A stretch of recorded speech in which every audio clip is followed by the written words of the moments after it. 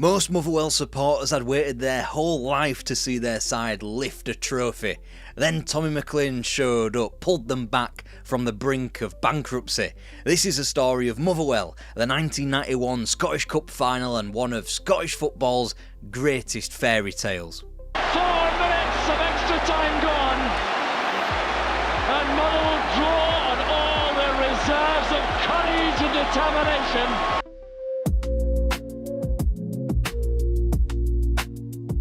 After a merger between two amateur outfits, Glencairn and Alpha, Motherwell were formed in May 1886 with their first match said to have been a 3-2 win over Hamilton Academical.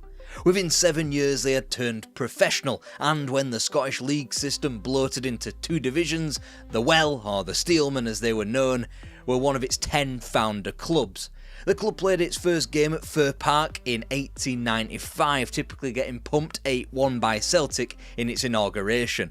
But by 1903, Motherwell had finally gained promotion to the top flight and within 10 years had found their now traditional claret and amber colours. It was only after the Great War that Motherwell strengthened, John Sailor Hunter continuing in his role as manager since 1911 as he took the club to silver medals in both the league and cup by the start of the 1930s. Sadly, Bill Struth's indomitable Rangers side got in their way in the league and Celtic had the Wells number in the 31 Cup final. This would be repeated twice more in the 30s, Celtic dispatching of the club 2 years later and even Clyde thrashing the Steelmen by 4 to end the decade. Enter Willie McFadyen, who bagged a monstrous 52 goals in the 1931-32 campaign, a tally that helped towards the club's tally of 119 and helped usurp Rangers by a stonking 5 points. With Scottish football's postponement in 1939 and the end of Hunter's managerial reign, it should be no surprise that it remains Motherwell's only league title. His successor was George Stevenson, who arguably brought along the club's next golden age. Whilst Bill Struth was still going at Ibrox, he faced greater challenges from Hibs and Celtic. Meanwhile, Stevenson's Motherwell team were frankly nowhere, eventually relegated in 1953. So you're probably going, that's not much of a golden age, is it? Well, let's take a look at the cup successes that Stevenson bestowed to Fir Park. First off was their first ever cup, the League Cup in October 1950 and the late 3-0 triumph over Hibs. That was paired off with a potential cup double at the end of the season, but for a Celtic win at Hampden in the Scottish Cup. Not to worry, the Well turned up 12 months on, annihilating Dundee by 4 goals in front of 136,000 at Hampden to win the club's first Scottish Cup at the 5th time of asking. The club were then shepherded through the 60s by Bobby's Ansell and Howitt, with humiliating relegations being instantly corrected as a swinging decade made way for the mediocrity of the 70s. With Bobby Howitt's departure for Ian St John in 1973, so began a whirling dervish of managers, the most successful of which, Willie McLean, who took the club to 2 Scottish Cup semi-finals in the mid-70s. Roger Hinn stuck around for a year, Ali MacLeod got the club relegated in 79 and it wasn't until Davy Hay took the club over ahead of the 81-82 campaign that Motherwell re-emerged into the top flight once again. The club's greatest ever Christmas present could be said to have been reserved for 1981 when Meat Man John Chapman slinked into the board of directors. It's probably not hyperbole to describe this as essentially day zero for the club. They were massively in debt, circling the drain and paying for mistake after mistake both on and off the football field. They had been unable to refuse low-ball offers, case in point being Celtic's 90 grand offer for Brian McClare in 82. 1982, a year which was getting on for quite a good one until that kick in the teeth. The Well were ending their 3-year stay in the second tier with a comprehensive promotion. 2 years later, after a disastrous Jock Wallace spell in charge of the club, Motherwell went down again. The 1980s were already a difficult time for Scotland. You know, these were men with a trade. Oh, fucking Thatcher! And even the traditional form of escapism in Motherwell, that being football, was just as bleak. Something had to change.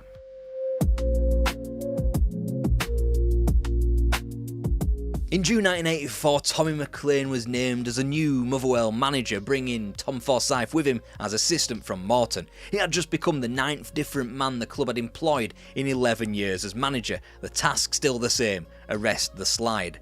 Instantly he gets a feel for the club as he is forced to sell both Stuart Rafferty and Kenny Black, and so the whirlwind of backs against the wall transfer activity that would mark McLean's early years at Fir Park began, and at least for his first season it would be spent in the second tier of Scottish football. There's some space to go inside, there's a pass from Harrow, good play from Motherwell, a chance to McAllister,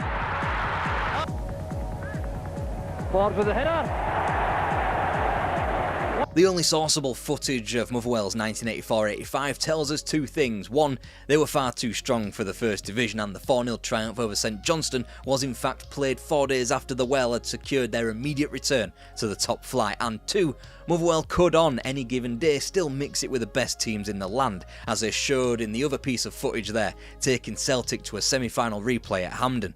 Now sadly that replay would be a 3-0 whitewash for Celtic as they took the cup home, defeating Dundee United. But given Motherwell's incredible points tally, it was obvious that they were ready for the Premier Division. Promotion had been secured with John McStay's only league goal for the club, the only strike in a 1-0 triumph over Partick Thistle.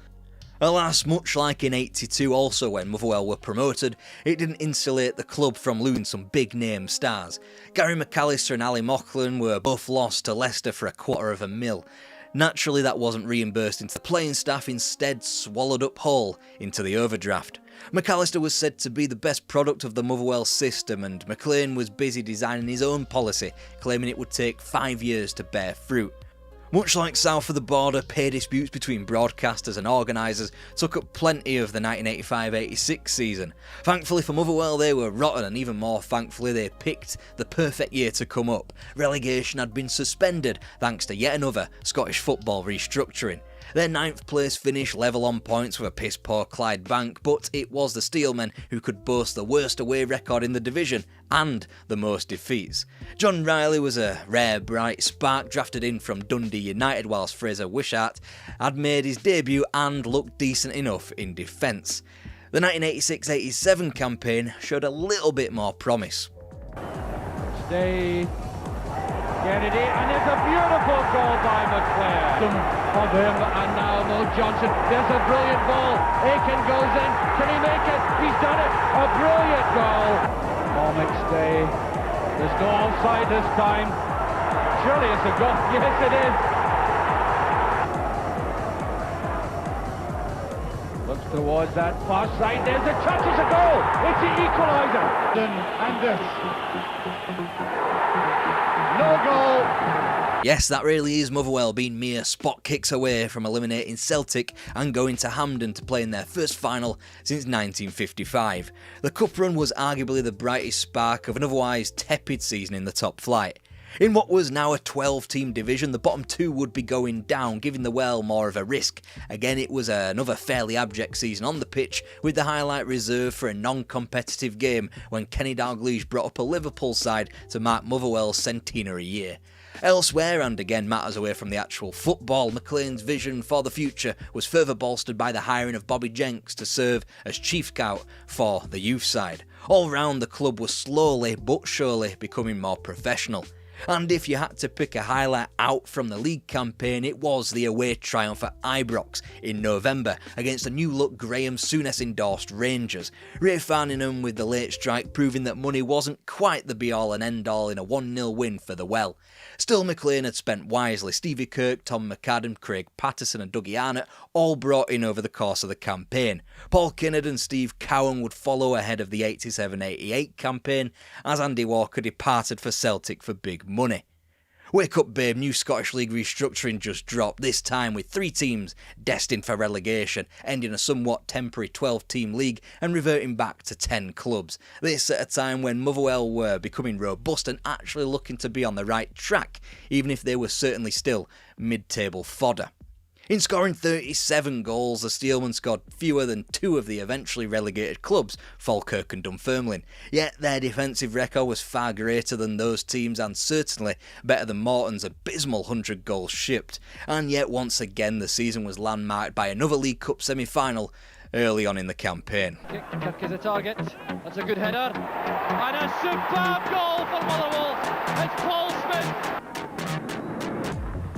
Duncan at full stretch, he's missed it. The header goes in.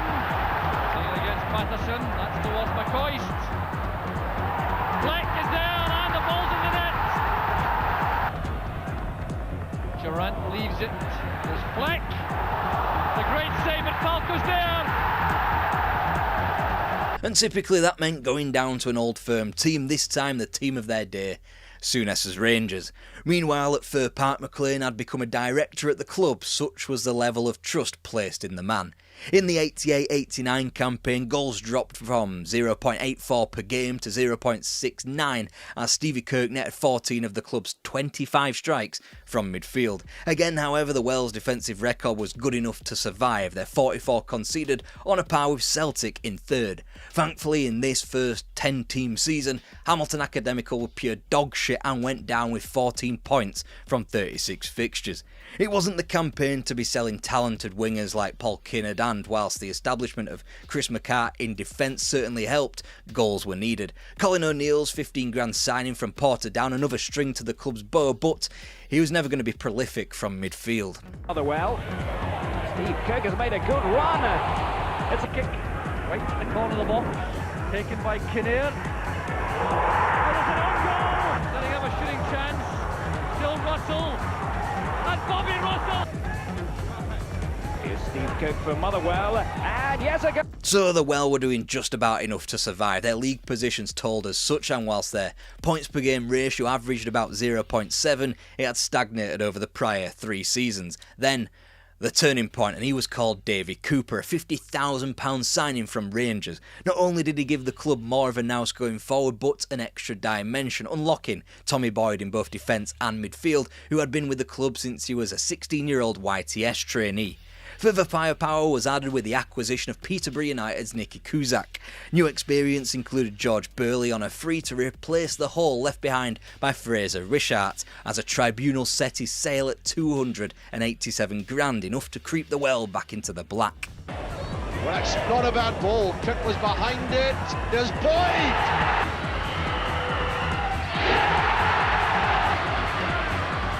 Beautiful reverse pass. What a goal! Now you really see the jump up in quality. The club finished in 6th, their highest in the top flight for a generation, when Willie McLean took them to 4th in 76. Their points per game was almost touching 1, and they finished the campaign level on points with the almighty Celtic, who were by this point spiralling the drain. Motherwell were beginning to team resilient one-off cup form with a strength over the marathon of a league season.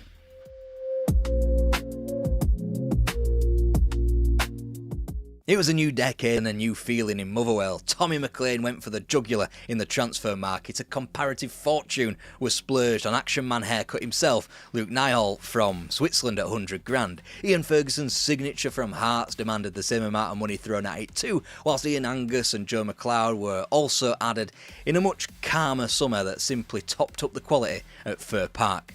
Sadly, they couldn't squeeze another year out of George Burley, who instead opted to move to Ayr United as player-manager. But in late November, youth prospect Phil O'Donnell came into the squad. By that stage, Luke Nyholt had broken his leg and Stevie Kirk had fractured his cheekbone in the same week. Dougie Arnott, though, was actually starting to score some goals for the club, and Colin McNair had been sacked after a training ground bust-up with Jim Griffin. Just another season at Fir Park. A substitution going to be made by Motherwell before this free kick is taken. Player going off is Ian Ferguson, and the replacement is Steve Kirk.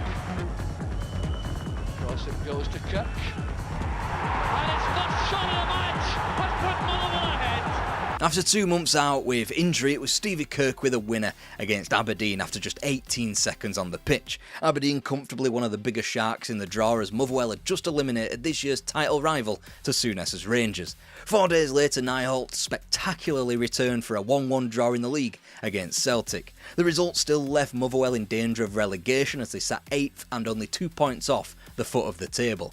Soon enough, however, the team would be carried through a wave of euphoria and cup promise. Slanting that in towards Angus, looking to help it on. Here's a chance now for Joe McLeod. Williams, the back killer, this is Taylor.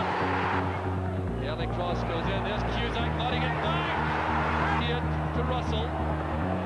Motherwell going for the kill now. Here's Steve Kirk. Now Cusack! That settles Motherwell. There's the Morton bench looking on anxiously. So O'Neill has the chance to win the tie and take Motherwell through to a semi-final against Celtic. Totally convincing. Motherwell are through. Celebrations. Once again, Stevie Kirk helped turn the tide of a cup tie in '91 when he came off the bench against Falkirk, this time scoring with his second touch in a fourth round 4-2 win over lower league opposition. The quarter-final still meant lower league opposition, but a bigger banana peel in Tommy McLean's former side, Morton. After 2 drawn games, who else but Stevie Kirk to slam in the winning penalty and confirm Motherwell's place in the semi-finals.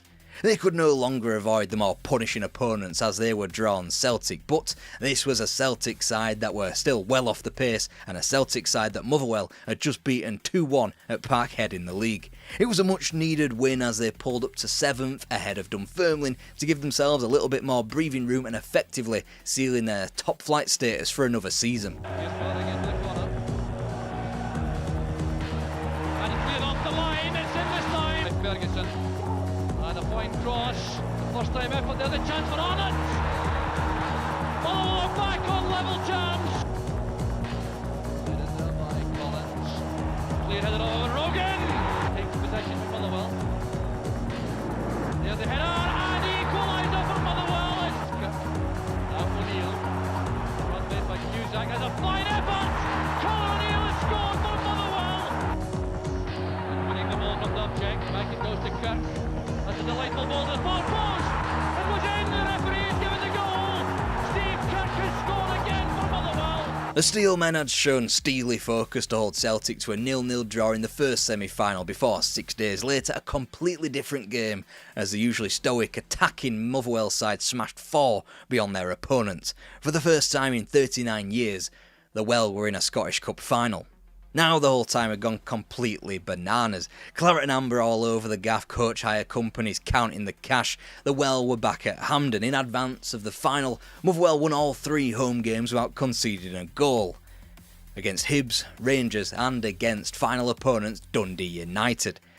Whilst Dundee United were one of the frontrunners to upset the old firm duopoly and could make a claim to being one of the stronger teams in the land in the 80s, their record at Hampden was utterly garbage. 7 finals they had played since '74, all of them had been lost.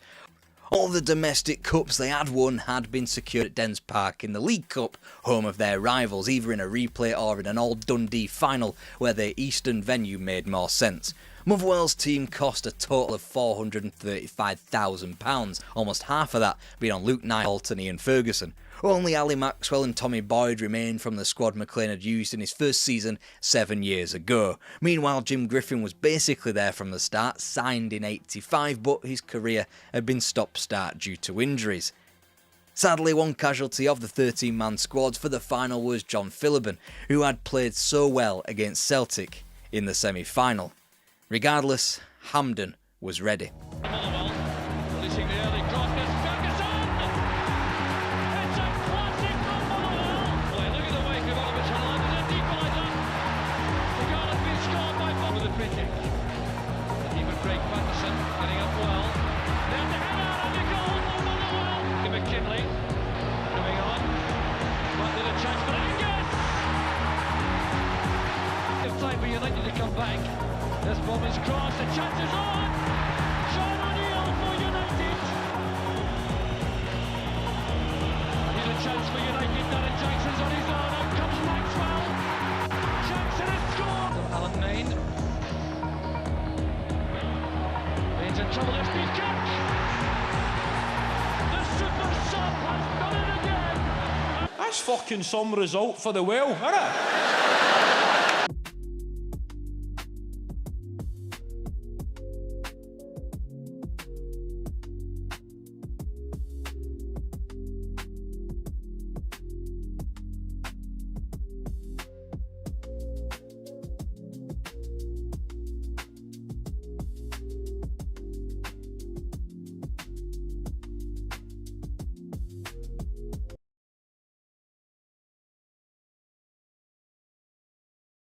Oldham, a northern town hardened by the bite of economic and governmental punishment without the silver lining of a decent climate. They couldn't even boast a good football or rugby team either, and up here, as the traffic of the M62 stutters along by, you need at least one of those things to make it all tolerable. Then Joe Royle turned up. This is the story of Oldham Athletic's unexpected rise.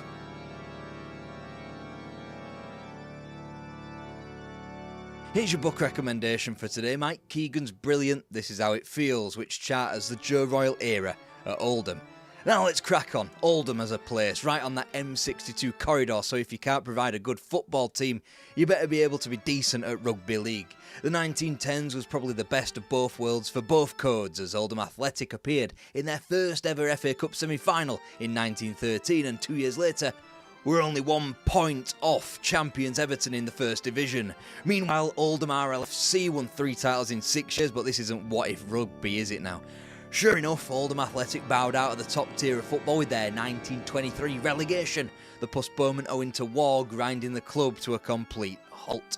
By the time war returned to Europe, Oldham were knocking about in the 3rd Division North. In peacetime, second-tier football would be a one-time treat, and given how the Ticks performed in that 1953-54 campaign, it was probably for the best. Cut to March 1970, here are Oldham Athletic propped up by teams like Workington and Bradford Park Avenue. After the 60s, which had been a respite from facing re-election, they were back to square one. Enter Jimmy Frizzell. He was the man to give the Ticks a good old kick up the arse. In the remaining weeks of the season, he shepherded Oldham into 19th. In his first full campaign, he equalled the club's record points tally of 59, securing 3rd place and promotion to the 3rd Division with it. Not stopping there, Oldham solidified themselves in mid-table before a close call in 4th the season after. The club were now bound for loftier things. 1974 marked another promotion and the club's first championship of any kind since promotion from the 3rd tier in 1953. This time, they would stay in the 2nd Division. Frizzell had risen the club to a respectable ideal, one that hadn't been inhabited for quite some time now. Crowds were up, the feel-good factor returned for a bit. Oldham were part of the furniture, but that was the problem. They hadn't come close to returning to the 1st tier, but they never looked likely of getting a whiff of that sweet nectar known as the big time, the Paisley, the Clough, the, I don't fucking know, John Barnwell. Frizzell's time was up. The next decision was crucial. If only there was the guarantee of another generational manager, and there was fat chance of that happening twice in a row at Boundary Park, wasn't there?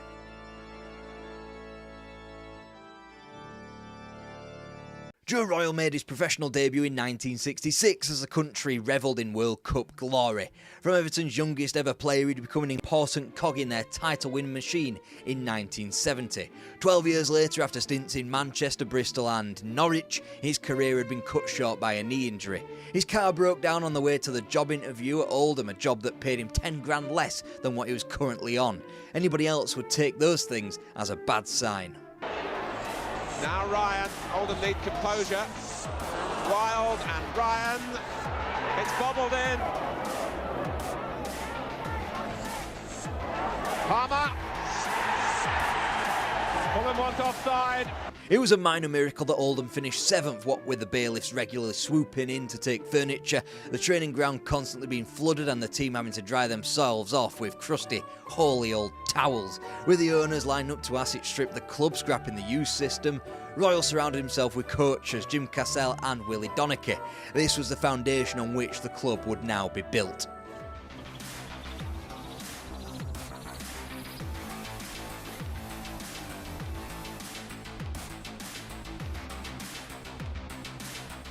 When players like Jed Keegan and Paul Atkinson were sold simply to keep the club afloat financially, there was no wonder just why Oldham frittered down the table to 19th. Royle had to get smart and quick. Down comes experience in local Martin Buchan, and up comes more talent in local Stockport Mickey Quinn and Northwich Victoria's Mark Ward. One eye was on creating a core, the other definitely to turn a profit. Ward, one of the first cases of this under Royle at Boundary Park. A £7.5 grand magically became £250,000 when West Ham came knocking 2 years later.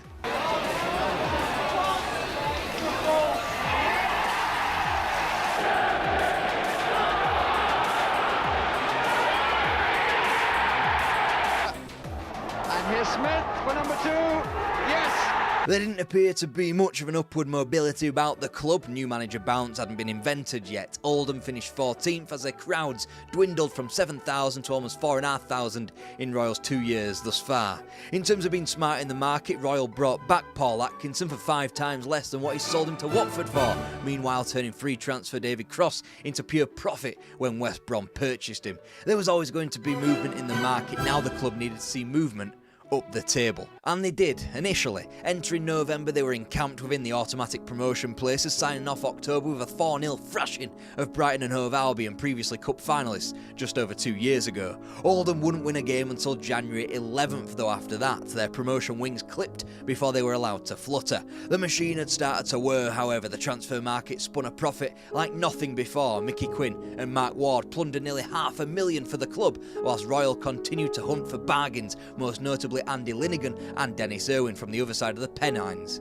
They would ultimately finish up in 8th. That wouldn't have even given them a chance in what would become a newfangled playoff position in the subsequent season. Tried the early ball to take the chance here, surely. Yes!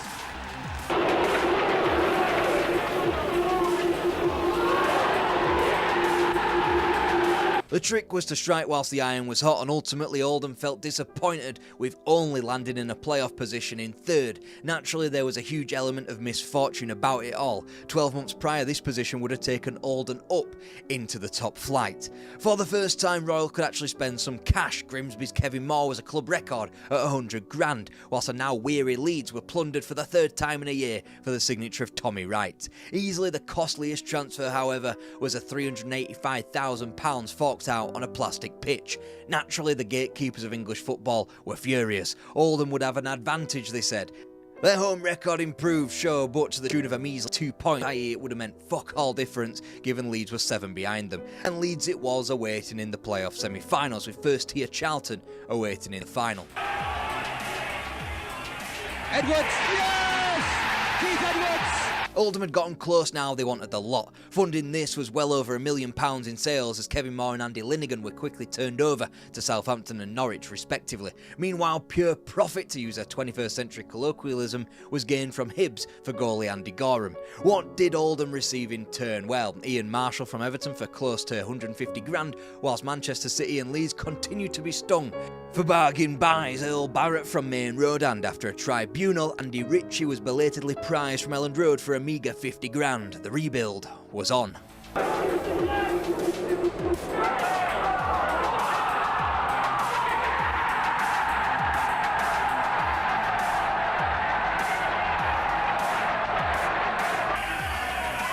Creates plenty of room, shoots for the shot, tries the chip. Compared to the prior 2 seasons and the turnover of players, it was an unmitigated disaster.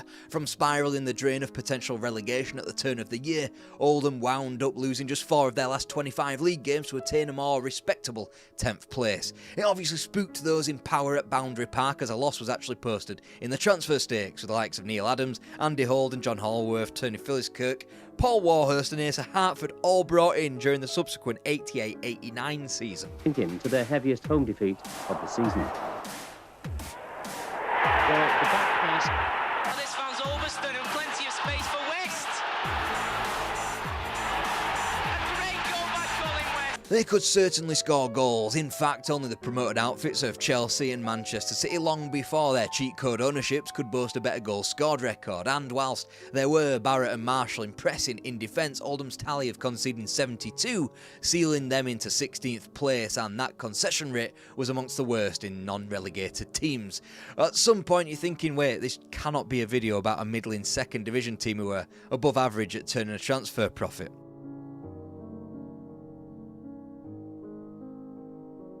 And I would usually start a section with a cliffhanger like that, with some league footage from the upcoming season that disproves that last sentence, but this was Oldham in 1989-90. They fell just minutely short of a playoff berth. It was down to their own success, however. Of course, losing more talent in Tommy Wright hardly helped, especially when they were belatedly replaced by Paul Mulden, Neil Redfern and Rick Holden later on in the season. But of course, we're here to talk about the cup competitions. Very nice to keep it going, and obviously Deliver a beautiful cross, and that wasn't a bad one either. And the goalkeeper lost it. Cross. Oh, Richie's there. Richie shoots, he scored! Oh, magnificent goal! Yeah, that is Oldham Athletic qualifying for Wembley, and not just in a made-up competition with some dusty Italians or named after some Zenith data systems. This was the League Cup. They could scarcely have been drawn two differing Yorkshire teams, one on the way to the First Division title in Leeds, which were beaten home and away just as they were beaten in the transfer market, and one in Scarborough, who had just conquered Chelsea but here were flattened 7-0. Next it was the turn of Arsenal, reigning champions of England. Their 3-1 slaying was unbelievably the first time Oldham had eliminated top-flight opposition from a cup since they left the top flight 66 years prior. All this was achieved in advance of a new decade, Southampton to come in the quarters and who knows what else in the FA Cup, with the spectre of Everton tugging on Joe Royal's heartstrings under the guise of a managerial offer. This is Henry.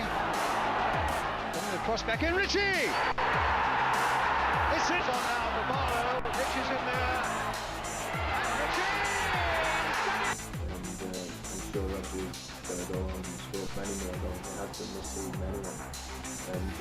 But Royal had come too far. Down went Southampton 2-0 after a replay. Down went West Ham by 6 after a mesmeric night on the plastic in the first leg at Boundary Park. And then there was progression in the FA Cup beyond Birmingham and Brighton. Joe Royal was staying. Oldham had a double charge onto Wembley. It was a West Ham team with a man in Stuart Robson, better known to younger audiences, that fella who commentates on some video game, who cost more at 700 grand than the entire Oldham team. West Ham undone with tactical ingenuity of playing Ian Marshall up front, turning a 4-4-2 into a 3-2-5.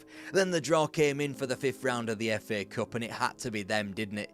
Everton were coming over to Boundary Park. They would get a front row view for what they could have had in their dugout. Come on, there he is, but the cross is early. Palmer! It's 2-2! He took his time. Well, he swung the left foot like it was a sand iron, didn't he? And look at that. Ian Marshall, the improvised centre forward, did penalty for Oldham. And he nearly buried that through the back of the net. 350 minutes is what it took, but finally Oldham had gotten through to the quarter-finals of the FA Cup for the first time since 1915. Then it was a replay, and it was eventual champion Sheffield United who eliminated the Ticks. Now, another top-flight visitor in Aston Villa. In the 38th minute, good play by Palmer, fine shot, up onto the crossbar. Oldham with a delightful nutmeg. The ball came back off the goalkeeper. Leaders of the English game on March 14th, it didn't matter one bit. They were beaten just like the rest who had dared to eliminate Oldham Athletic from cup football. Now Oldham stood 90 minutes away from 2 trips to Wembley inside of a month. Aston Villa, the team that had beaten Oldham in the last FA Cup semi-final they had played in, now they would be standing across from Manchester United at Main Road. Trying to change the angle, open one, and Barrett! And Robson!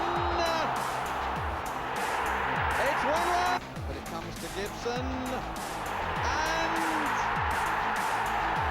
got away. It's good cross. Marshall! Test of his pace, now test of his finish, and he's equal to both. Here for Marshall, and Palmer's far side. It's all square again. We're giving it back, Wallace. Oh, he's going to go in, yes, McLean. Not given. Holden's cross, it's a bit short, and it runs to Richie! Andy Richie! Phelan. Robbins! Yes!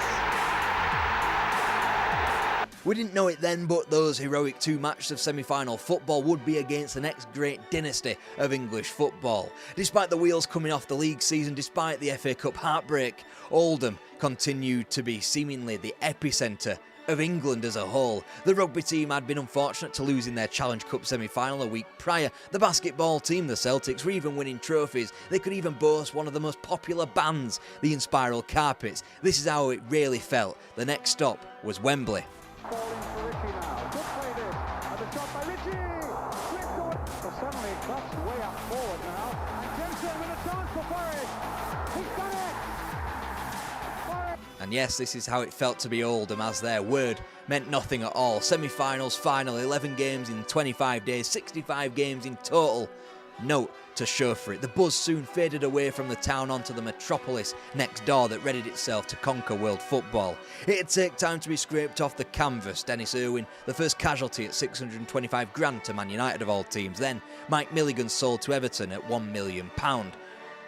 Re-energised, Oldham would go again. David Curry from Forest, Richard Jobson from Hull, and midway through the season, Norwegian talent Gunnar Halle. Next time they were going up. I mean, ambitious there, flip. Richie in with a good chance now, feeds it back to Marshall. It's there! Plays the 1-2. Chance now, it's there! Oh, Neil Redfern stepped up to save the referee's face. 3-2 the final. 25-1 to win the title, Oldham began the campaign as they meant to go on, beginning with 5 wins from as many games, their greatest start to a season since 1930. The perfect time then for Everton to come sniffing round Joe Royal's signature again. They had gone through a hard time of it since Howard Kendall left for Bilbao. In a more stable atmosphere though, Royal rejects him a second time. When Oldham were part of their misery in the FA Cup away at Notts County on January 26th, they stood proud in second place in the second division. 5 points ahead of the eventual League Cup winners Sheffield Wednesday. Now it was Oldham's turn to have no distractions. Royal dipped into the market once again. Paul Kane was picked up from north of the border for 350 grand. If anything, they now had a surplus of men to tackle a promotion race.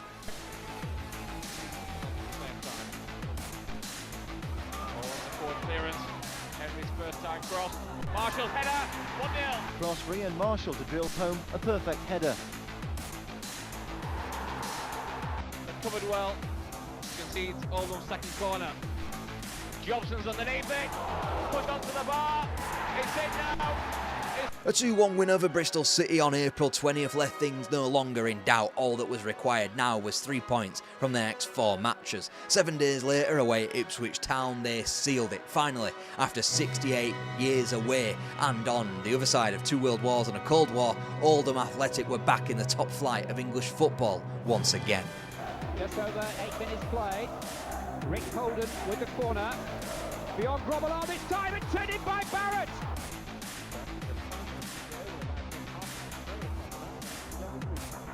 I think call for that for Richie to leave it. Sharp!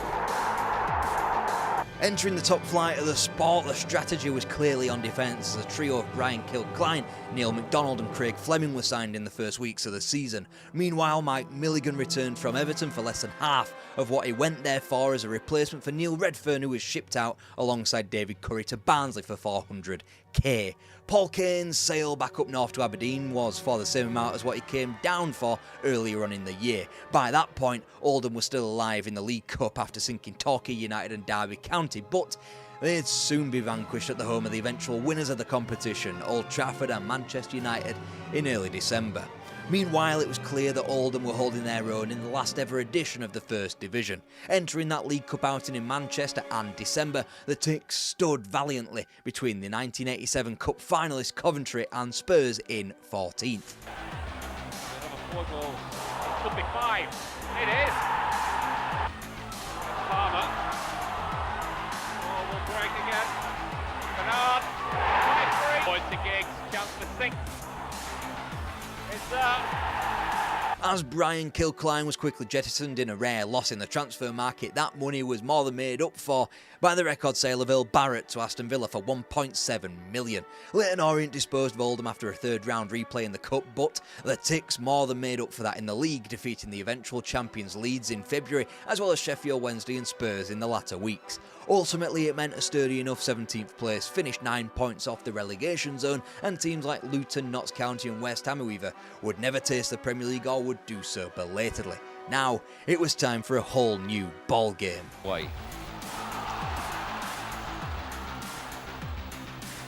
Good cross in there. Poor clearance there by Pierce and Haller. Trying to get a good view of this shot. Robson and Sharp, it's Sharp that takes it. Holworth does have a good view, he spills it. Uses cross, a second save from Holworth. Giggs a shot, and a good goal. There was no cup joy to be found in the 92-93 season as Oldham felt the sting from the lower leagues that they once exacted. Cambridge in the quarter-final of the League Cup in December became Tranmere in the third round of the FA Cup 5 weeks later. Nonetheless, Oldham were again churning out decent results in the top flight, but with less regularity. Although they did stick 5 beyond a Brian Clough Nottingham Forest side, albeit one destined for relegation, whilst they also sunk Ipswich, Everton, Middlesbrough and Spurs before Christmas.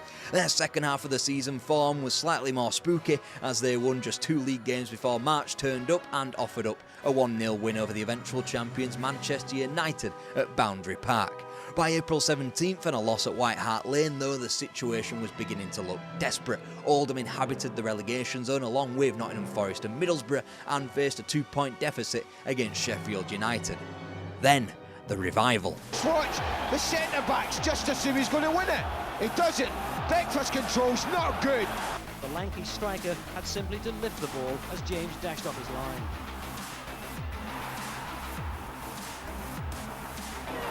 Richard. Here's Haller. It's opened up for Gunnar Haller. It's 4. It'll never get mentioned in the textbooks as a great escape because the deficit was never more than 3 points, but to take 9 points from your last 3 games, all of which fighting from underneath to stay up on the last day, deserves an honourable mention alongside West Brom 05 and Leicester 2015 or any other name you care to mention. When they settled the title by going to Villa Park and stunning the challengers, their nearest challengers won. When they unbelievably upset the team of the 70s and 80s in Liverpool, they did it again, and finally with their 3rd win in 6 days, Crystal Palace finally gave in and the relentless Oldham stayed up on goal difference. Cole away now. Cole loves to run at defences from these positions. Beardsley finding into him. Andy Cole, and Cole gets another one. But it was never going to last forever, was it? After 12 seasons at the club, Joe Royle would finally taste true defeat at Boundary Park as Oldham slipped away from the Premier League with only a point at Carrow Road on the final day. But that was not all, no. With Oldham Athletic, it never is. After dispatching of Derby, Stoke, Barnsley and Bolton, Oldham and Joe Royle belatedly got their 2nd day at Wembley Stadium. Fred. Robson. And it goes from Dennis Owen. Holy can move into the go for goal! How about that? Oldham needs something. And Clinton has given it to them. Neil Cook again. Pulis from the right with his left foot. Oh, Howard missed it. Robson. Robson comes across and thinks, I'll hold him up. I've done the job. But no, Giggs was alive and alert.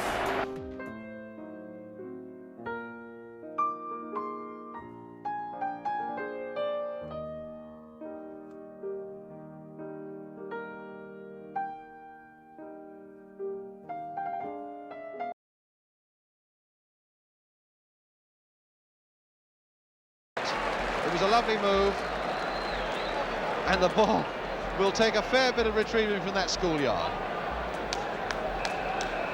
Right across that terracing from the ground.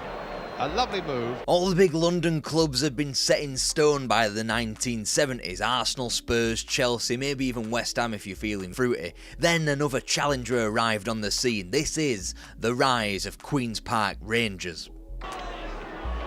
Leach! Oh, superbly headed in by Mick Leach.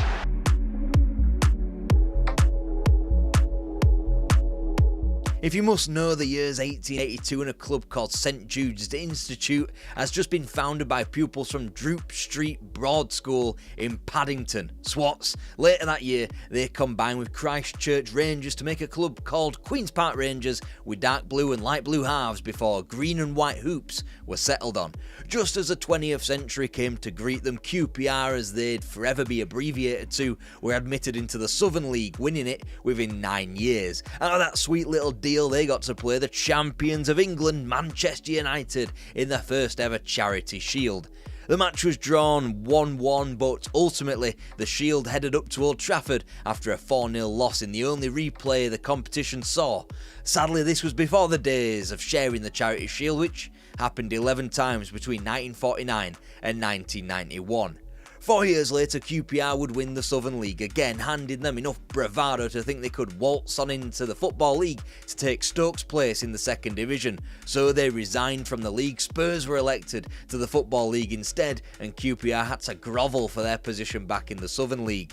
After 8 years and a whole World War, QPR were finally admitted into the expanded Football League alongside every other fucker in 1920. In the meantime, they settled on their 12th and forever home, Loftus Road. Forever, it seems now, not as if they attempted numerous times to move into the White City Stadium, first of all in the early 30s. By 1933, they were back in their spiritual home, and after yet another World War, they were finally able to gain promotion to the second division after a 0-0 draw against Swansea Town in April 1948. Manager Dave Magnell now had the mandate to get the team he needed. Legendary figures in Reg Allen, Arthur Jefferson and Frank Neary all departed, but after 3 bottom half finishes came relegation in 1952 and Magnell joined the aforementioned on that scrap heap. The next man through the door was Jack Taylor, and with him arrived a move to the now familiar blue and white hoops. Their return to the 3rd Division South came back with a bump. They were the seemingly perpetual bottom half finishers before 10th place in 1957. They would need to replicate that finish because the 3rd tier was getting nationalised and the bottom 12 would be relegated. They just about managed it, finishing 10th, staying up by 6 points. It was a perfect time to take stock.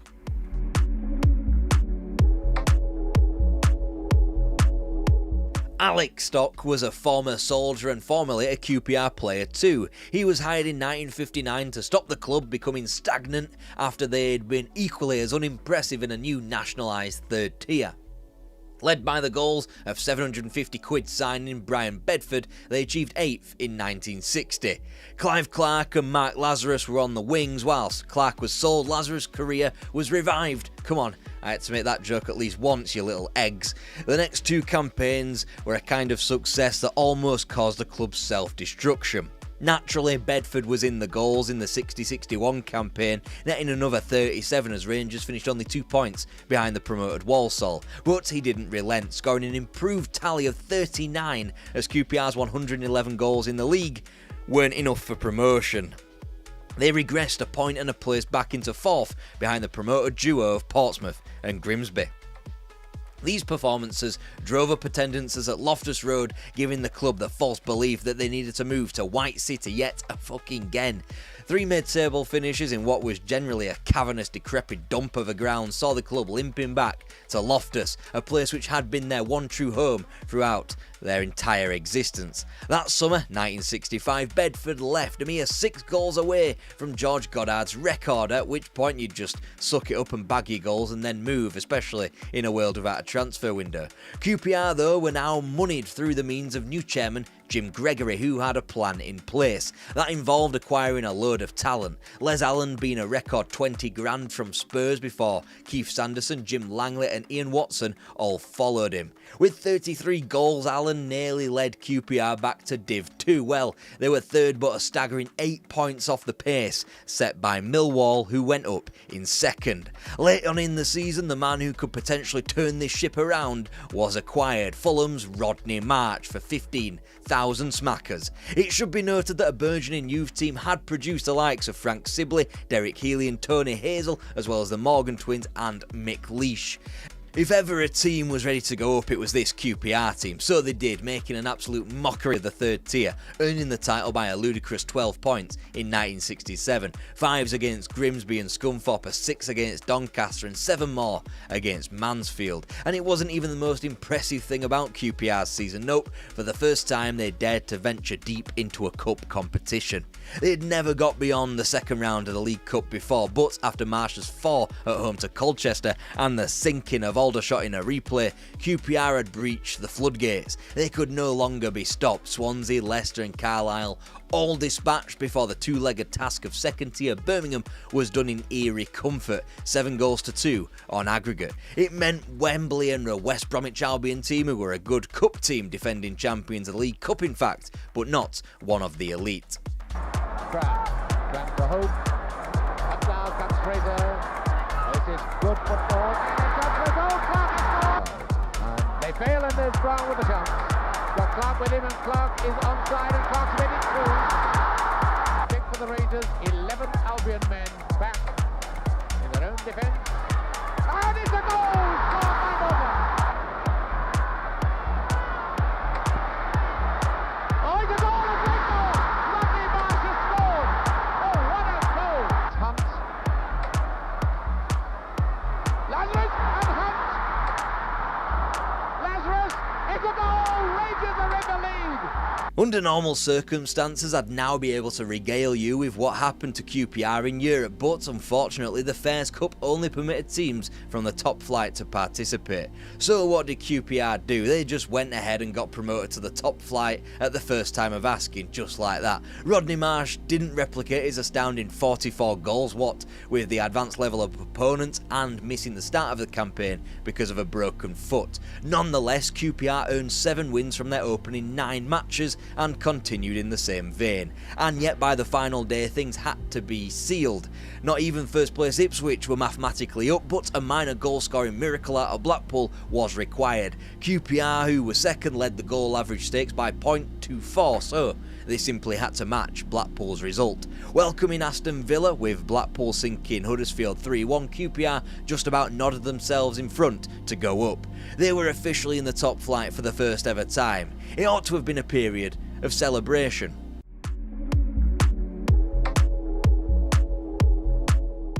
Alex Stock was laid low for 3 months after an asthma attack, at which point QPR said thank you very much, gave him the boot and hired a caretaker, that being Bill Dodgen Jr., who lasted the grand sum of 16 matches. They were one of 4 teams marooned on 9 points after 16 matches, staring relegation in the face. Tommy Docherty was next in line, and the former Chelsea manager was viewed as an enormous coup for the club. He lasted little over a month, winning 1 and losing 3, which only served to sink QPR further into the mire before he split over a transfer disagreement. Meanwhile, Rodney Marsh was injured again. Jim Gregory was tentatively offering Brentford out for a merger and move into Griffin Park as the club spiralled ever closer to returning to the second division.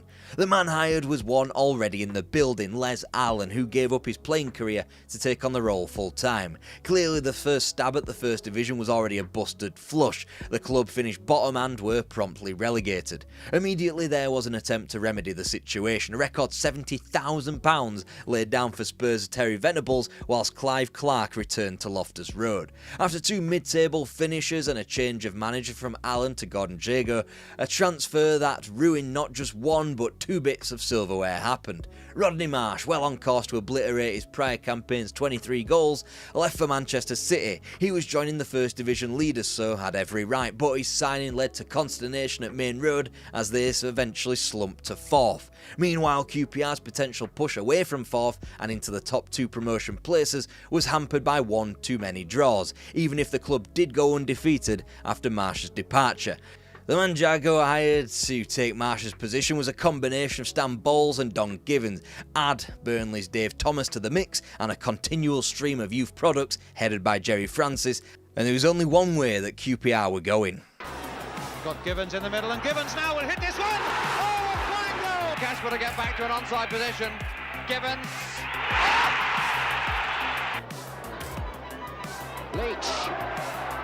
Getting past Nicol. Oh, fine goal by McLean. Whilst their previous promotion to the top flight was edge-of-your-seat stuff, this time around it was a mode of football that got fans salivating on the terraces. The type of football that saw teams like Carlisle, Blackpool, Swindon and Portsmouth battered by 4s and 5s. A type of promotion that was sealed weeks in advance of the campaign's end, with an uncharacteristically stoic 0-0 draw at Ninian Park. Whilst they wouldn't win the title, QPR were a massive 11 points ahead of their nearest rivals and playing the most entertaining football in the division, despite only conceding 1 more goal than they had done the last time they went up. This time, things would be different.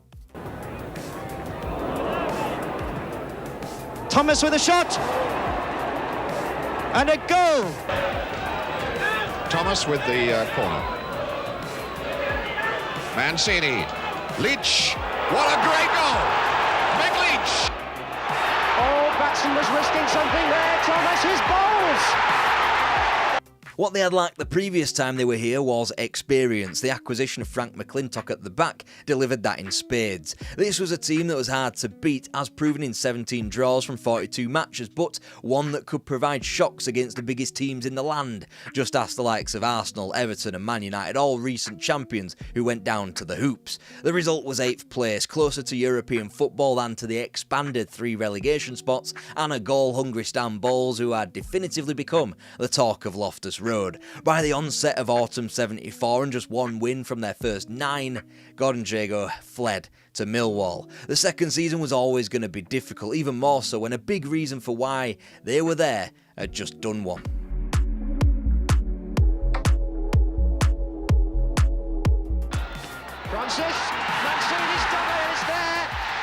winning at White Hart Lane. Bowles! Oh, beauty! Stan Bowles! They've let him go an awful long way. Too far. Too far, Tony! Perhaps this is what QPR had wanted when they hired a former Chelsea manager in Tommy Docherty all those years ago. Installed as manager after recently departing Stamford Bridge, Dave Sexton was busy returning QPR to respectability in time for the new year, known as 1975.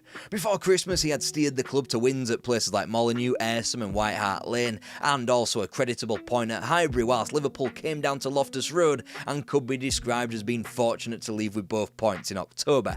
Sexton scored a double over Chelsea in the second half of the season, which probably tasted the sweetest of all to him, as QPR's season was beached into 11th place. A 2-place and 1-point regression, but in the grand scheme of things, QPR had improved. They were now further away from relegation. They'd scored 3 more wins than the prior campaign and, using only Sexton's portion of the season, produced higher quality football. Still, nobody could dream to believe what happened next. To Francis and Gibbons.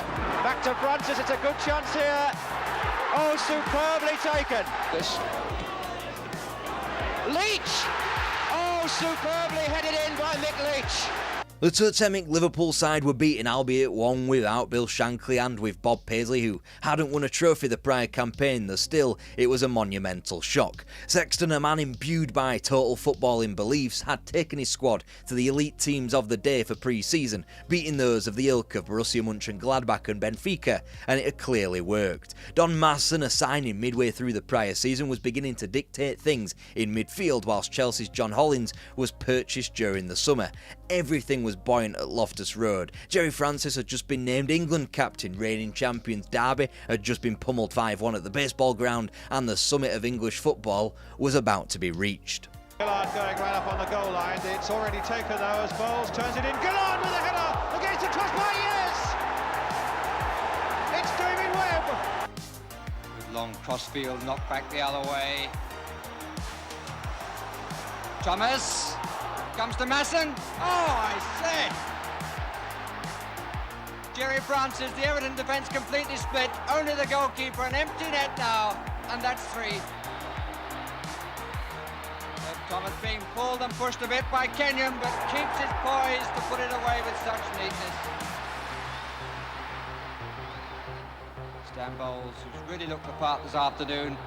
So indeed is the England captain, Jerry Francis, full of running, and seems still to be. It's got a nice return here, could be in for number 5, and in! Whenever there was a hiccup, losses at Elland Road and Turf Moor in October, for example, or before Christmas at Anfield, Rangers would just rebound. First it was violently 5 of the best slapped past Everton, then it was the unbeaten streak that ran through the entirety of November, as well as a Boxing Day win at home to Norwich City. With the advent of 76, despite losses at both Highbury and Old Trafford, QPR were just 5 points behind the pace set by the newly promoted United.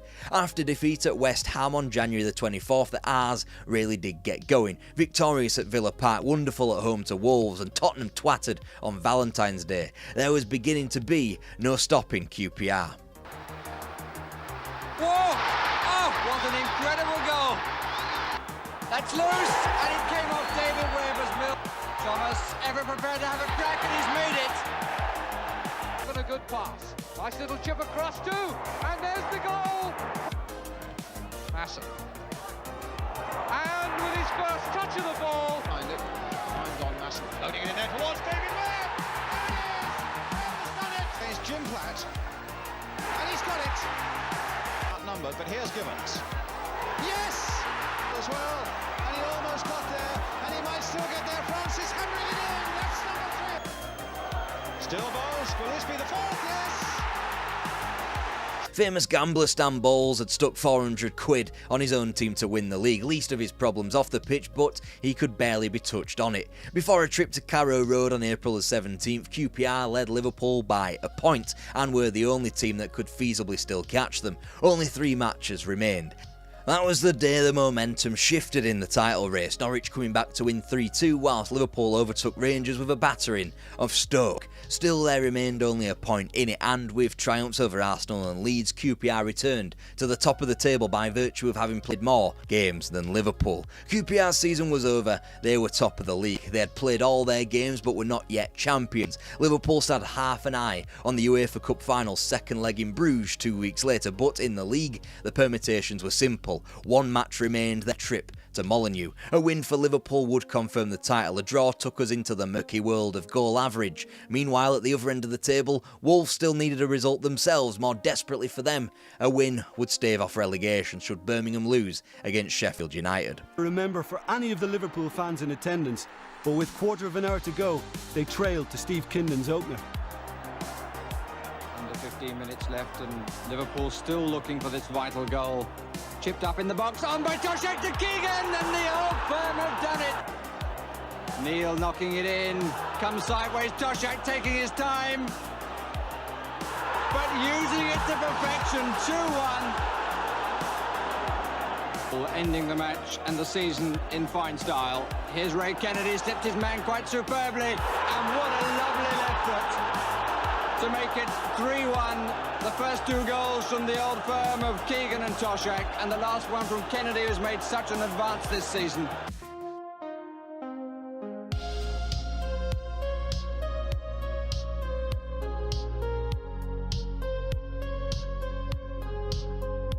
Queen's Park Rangers are just seriously challenged for the league title. Then their revolutionary manager Dave Sexton was poached by Manchester United. They were now two paths: obscurity in the lower divisions or to become a top-flight household name.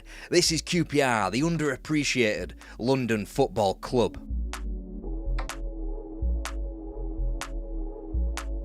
And Gibbons gets in there. And that's going to be a goal! John Gibbons! His balls. Which he gets from Don Masson, and Sy puts the ball home.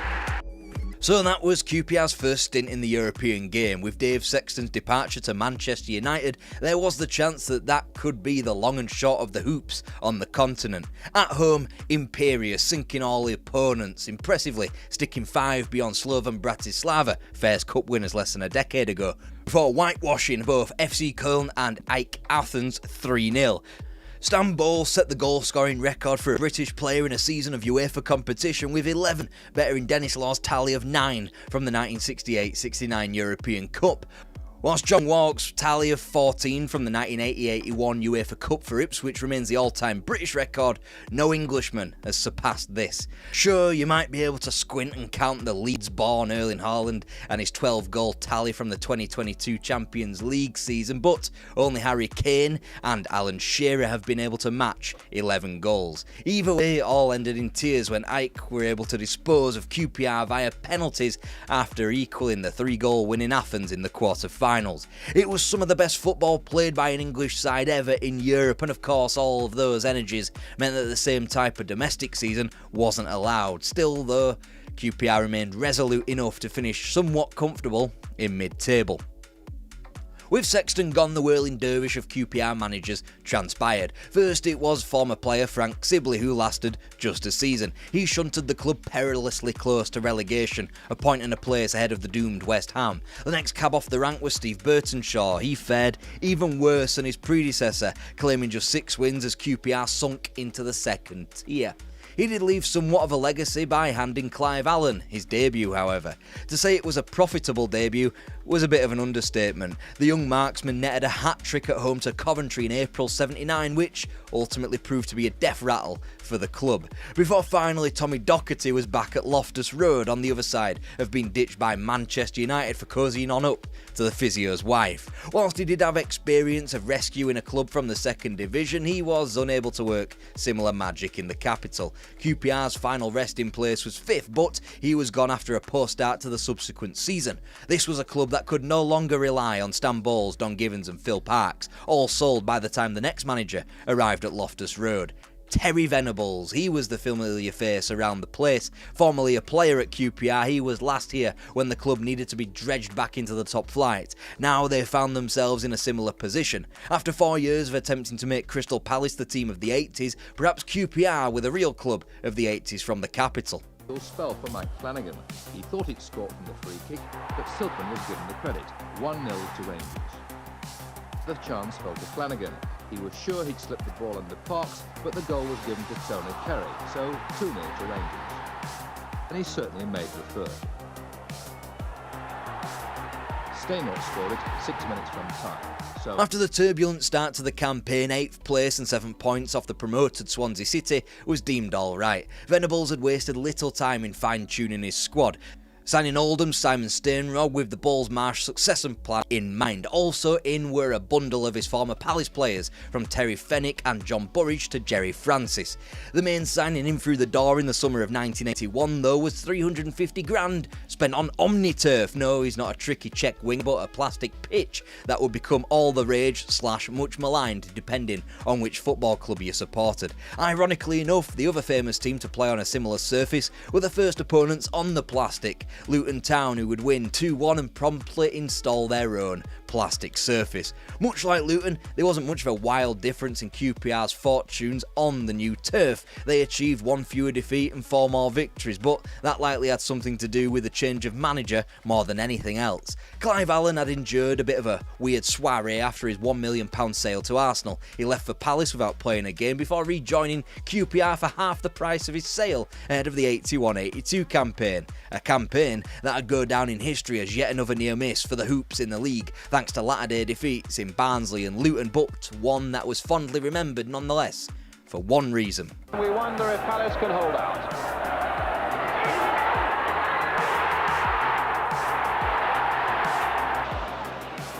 And Fenwick. And now Micklewhite. And Hazel. And Ali Robertson. Oh, it's got in!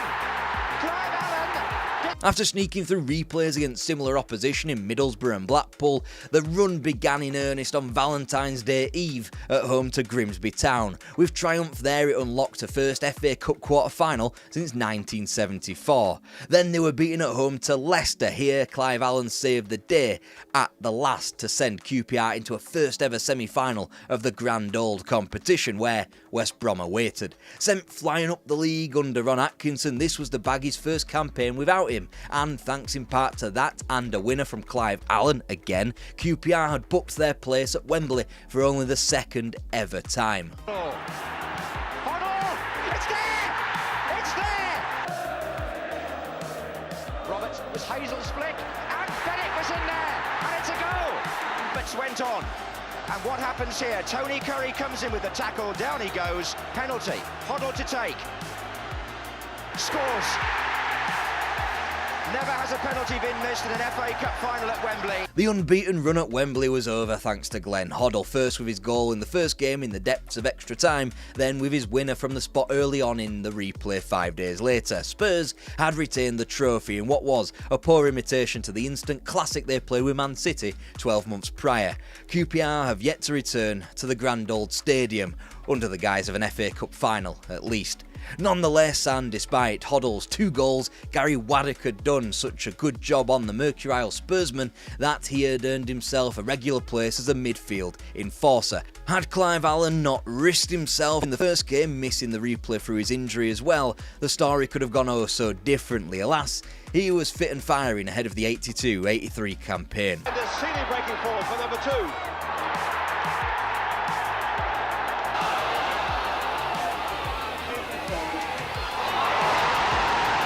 Out of the first hurdle of both competitions, QPR has felt 45 games to contend with, and they made the absolute best of it. From the 4-1 thrashing over Derby on match day 3 to a December triumph at Elland Road in December, they were firmly encamped in the promotion places as 82 became 83. So the cue on the far post, pretty strongly. Fenwick made it, Seeley. Now Gregory, and Flanagan is in space, and that's 2. 3 minutes into the second half, Hazel nodded on a corner for Steinrod to head it. And they only grew into the season, recovering from the hiccup of league defeat at Derby and cup elimination to West Brom. The Hoops suffered just one defeat prior to the wrapping up of promotion with a 1-0 win over Leeds on April 23rd. The championship was then secured on May the 2nd with a homecoming triumph against Fulham with 3 games to spare. With Venables in charge, a talented group of young players at the heart of the team, they appeared nothing that could stop them in terms of the First Division. Then Jim Gregory took a step back as chairman, offering his manager first refusal on his old position. Then things got sticky, but not on the pitch anyway. Feeling generous again. Rangers first coming off John Gregory's knee. Clive Allen lobbed Rangers second over his old teammate John Burridge. For half-time, the scorer Simon Steinrod against a pedestrian-looking defence. Scudetto, Allen the scorer. From free kicks. Steinrod floats it in, and there comes Wicks. Gill, but still 2 defenders. He's through them both, though. And Micklewhite. The game flicked on by Wicks, and there's Allen. What a... As far as returns to the top flight of English football go, this was stellar. 4 wins without conceding in September and October laid down the foundations, whilst a springtime run of form in what would become known as Venables' last stand sent the Hoops up the table and into 5th. It isn't so much as a well-trodden path, more as a discreet back alley used only one time as Venables exchanged Loftus Road for the Camp Nou.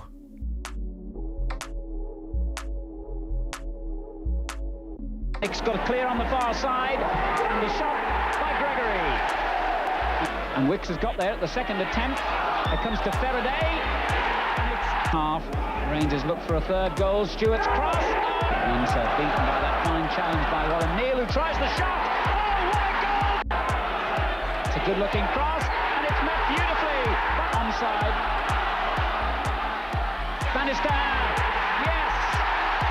Please note that I only include a victory at the top of this section of the video just to keep you watching. Alan Mullery's stint in charge at Loftus Road was nothing short of disastrous.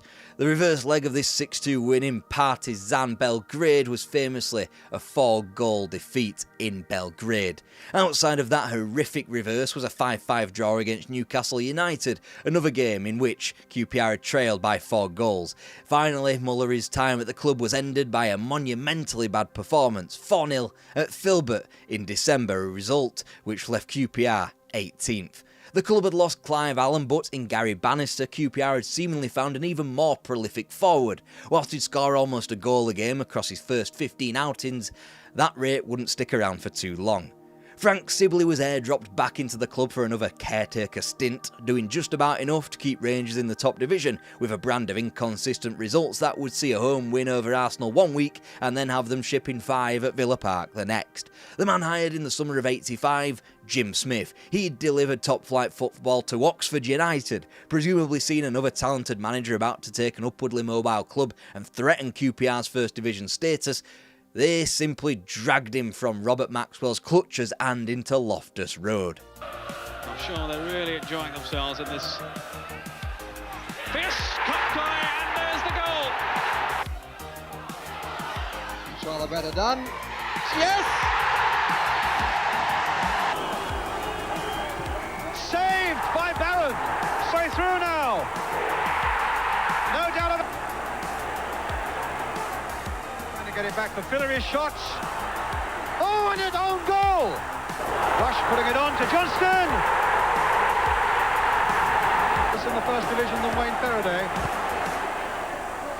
And it's touched in! Despite being drawn an incredible cup team in Nottingham Forest in the 4th round of the League Cup, despite not being able to see off Chelsea at home in the quarter-finals, and despite being handed a 2-legged tie with a team of their era, Liverpool in the semis, Queen's Park Rangers made it to Wembley once again. From Alan McDonald's imperious Anfield performance to get them over the line, to floodlight failure, which unideally postponed the tie with Forest in the 4th round, it had been done the hard way. 1967 nostalgia was there for all to see as QPR dreamed of bringing the Alan Hardacre Trophy back to Loftus Road. A fitting team stood in their way, Jim Smith's ex, Oxford United.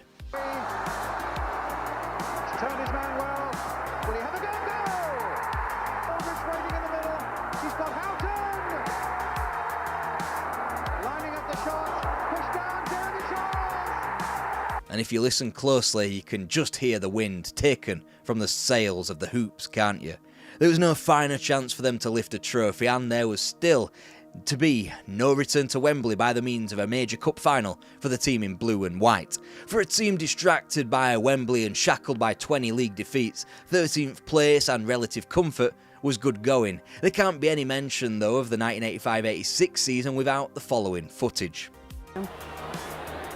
But it was Rangers who got the perfect start. Bannister overcoming the tight angle to score with his head, Fenwick flicking the ball on at the near post.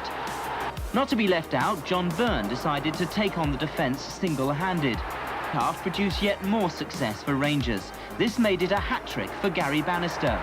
And it was Bannister again who set up Byrne to score Rangers' fifth. 6th, Leroy Rossignol completing the rout. This was at the height of Jim Smith mania. Wembley on the horizon, 6 stuck past some local rivals calling themselves Chelsea. The subsequent 86-87 campaign was a step backwards by only 2 points and 3 positions league-wise, but there was no excuse of a trip to Wembley to muddy the waters this time. Instead, there was a 7-1 pumping off of Sheffield Wednesday as the season lurched into farce. Going to come to Bannister, Brock, Mark Dennis. Now chances here for Greece Bar Rangers. Must go in and score! Came off Wicks' head. Oh, it's hit the post, it's in, a goal! But this was more like it. This was the QPR of 76 brought back to life. Just ignore the 4-0 thrashing they received up at Anfield. That could happen to anybody after all. More annoying was a loss at Oxford United the prior month, yet again. Still from second place before Halloween, QPR wouldn't win again until after Christmas. This would not be the Sexton heights of the title being ripped away from them on the final day, but an easy berth into spring via 19 points from an available 21 as March became April, which confirmed another top 5 finish. This only the 3rd time Rangers had done so. In another life, it might have signalled a return to Europe had English teams not been banned. In this universe, Jim Smith was dancing up north to second-tier Newcastle United as the 88-89 campaign began in a more inconsistent fashion.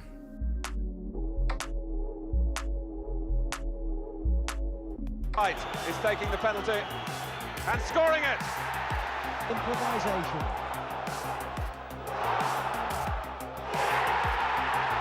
Very little had appeared to change through the almost identical reigns of Trevor Francis and Don Howe at Loftus Road. In the 1989-90 season, the entire campaign appeared to hinge on an FA Cup run that, while standing at 9 games, only took the club to the quarter-final. This because of replays on every step of the way. 3rd round against Cardiff, 4th round against Arsenal, 2 replays against Blackpool in the 5th round before Liverpool ended the run in a quarter-final Anfield replay. After that, league form floundered into a mid-table 11th place, and that only continued into the first half of the subsequent 1991 campaign. 7 losses on the spin into December had left Rangers in the drop zone at the turn of the year. Thankfully, a much improved QPR wouldn't taste defeat for 3 months at the beginning of 1991, stabilising them into a 12th position. They just had to stay alive for 1 more year to receive the benefit of a whole new ballgame by the name of the Premier League.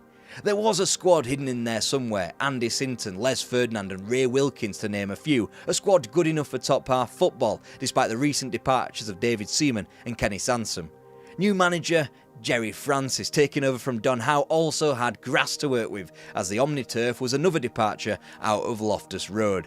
The biggest Francis had to undertake in his first summer though was Paul Parker's sale to Manchester United for close to £2 million, and he wasn't completely replaced. There was though one arrival who made a name for himself. Sinton's in there too, Barker's in there, Sinton with a shot, and Rangers are in the lead. Minute at Nottingham Forest, as far as I can gather. Well, here's Bailey, and that could so easily be another one. Here's Bailey again, and this time it's in there. Sinton going all the way, can he finish it off? Bailey can! Yeah, you're right, that is Dennis Bailey doing something which was unique to an Alex Ferguson team at Old Trafford until 2003. Yes, in a tenure of nearly 27 years, the list of players to have scored a hat-trick against United at the Theatre of Dreams was Dennis Bailey and Real Madrid's Ronaldo.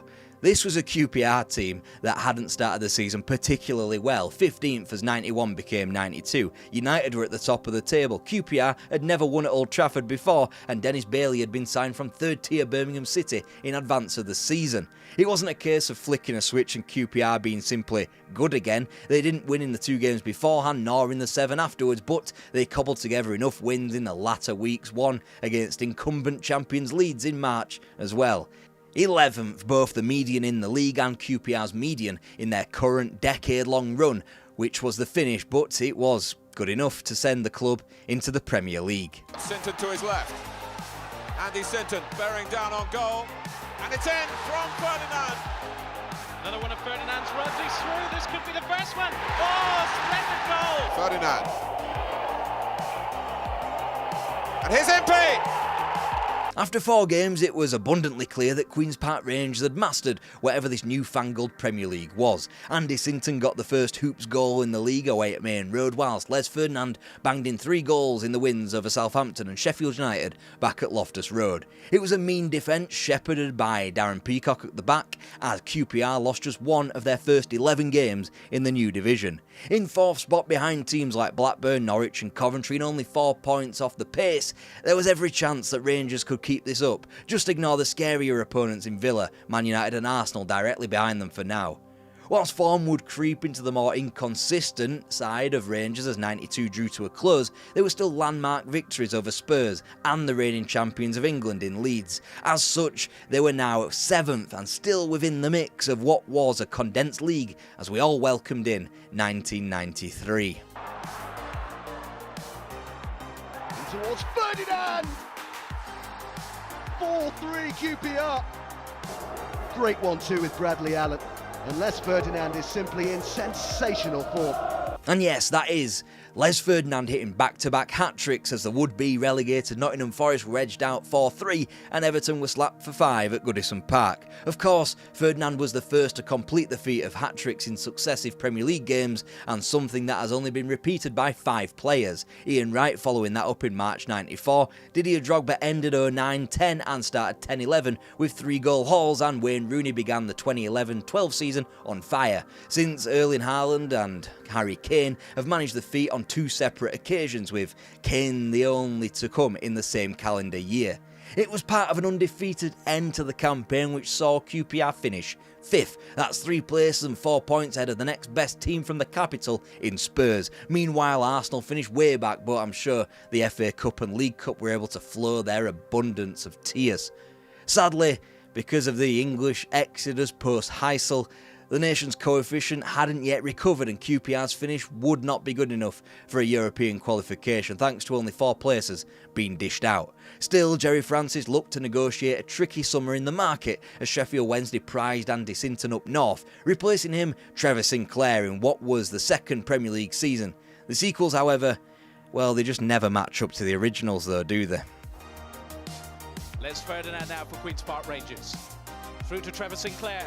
Sinclair has a shot, it comes off Southall and off the post, and Bradley Allen, 2-0. This is a lovely move from Rangers, touched off from Wilkins to Ferdinand, back out to Sinclair, that's brilliant. Trevor Sinclair with a magnificent strike for Queen's Park.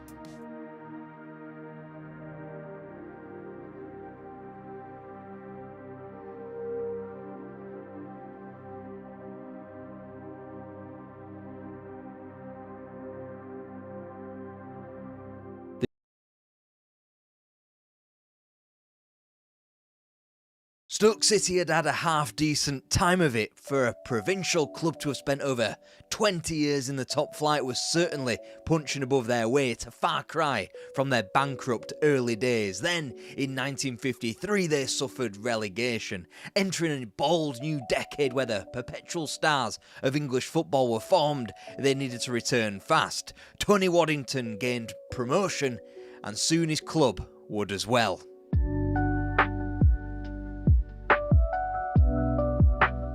You can thank a pupil at Stoke St Peter's School by the name of Thomas Charles Slaney for the existence of what we now know today as Stoke City, who played their first match in 1868, but it was one hell of a bumpy ride to get there. As football entertained the masses, Stoke were a league club, but benefit matches were consistently put on to help ease the burden of debt, as they played out a truce of a match against Burnley in 1898 that saved both clubs from relegation. And whilst a fabled half-back line of Jimmy Bradley, Tom Halford and George Baddeley prevented the drop throughout the majority of the 1900s, in 1908 Stoke finally gave in and folded. The club resigned from the Football League. The team who were elected in their place, Tottenham Hotspur, paid off some of Stoke's debts as a thank you. Occurring a year after Burslem and Port Vale had gone the same way, the Football League declared football in the Potteries dead. Video over then, huh?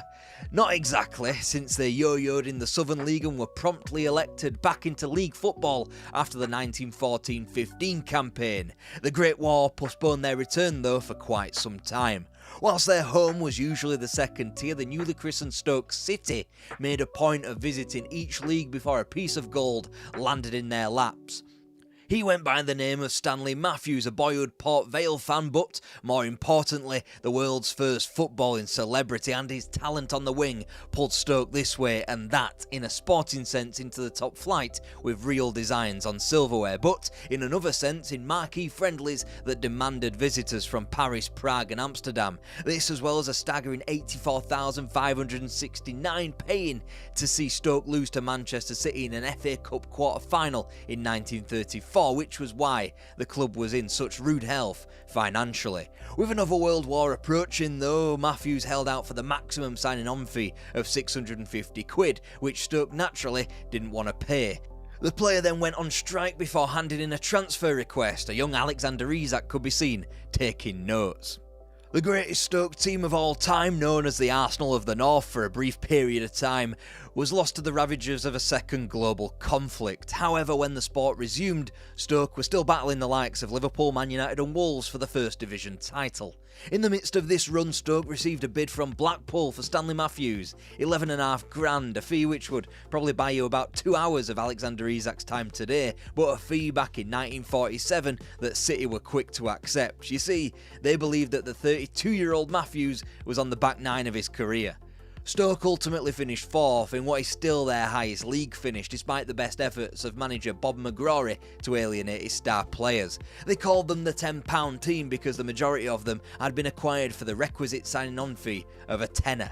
Front and centre you had John McHugh, who, thanks to participation during the war, is likely the real record appearance holder for the club at 674. And now shorn of Stanley Matthews, Neil Franklin stepped into the breach as Stoke's most famous son. However, he wouldn't last too much longer, shunning the English game for the riches and sunshine of Colombia's bandit El Dorado League alongside George Mountford. With players resigning left, right and centre and the club's image falling, Bob McGrory was gone. Within a year, Stoke suffered their first relegation since 1926. The bubble had burst.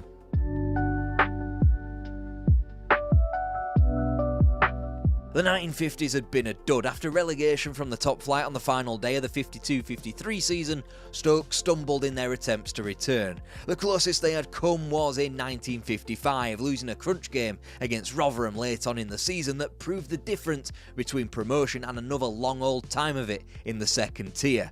In 1960, the light at the end of the tunnel. After Frank Taylor's sacking as manager, his assistant and long-time Stoke coach, Tony Waddington, was promoted to the hot seat. The shake-up that followed was violent. Frank Bowyer was gone to much fury, 38, but he was just 3 goals short of the club record if we're to count wartime football. Bit harsh, lads. This a year after Harry Oscroft's 106 goals left for Port Vale down the road. Johnny King, who'd overtake Oscroft in Waddington's first season, would end his Stoke career quickly afterwards in 1961 as the club finished a generationally bad 18th.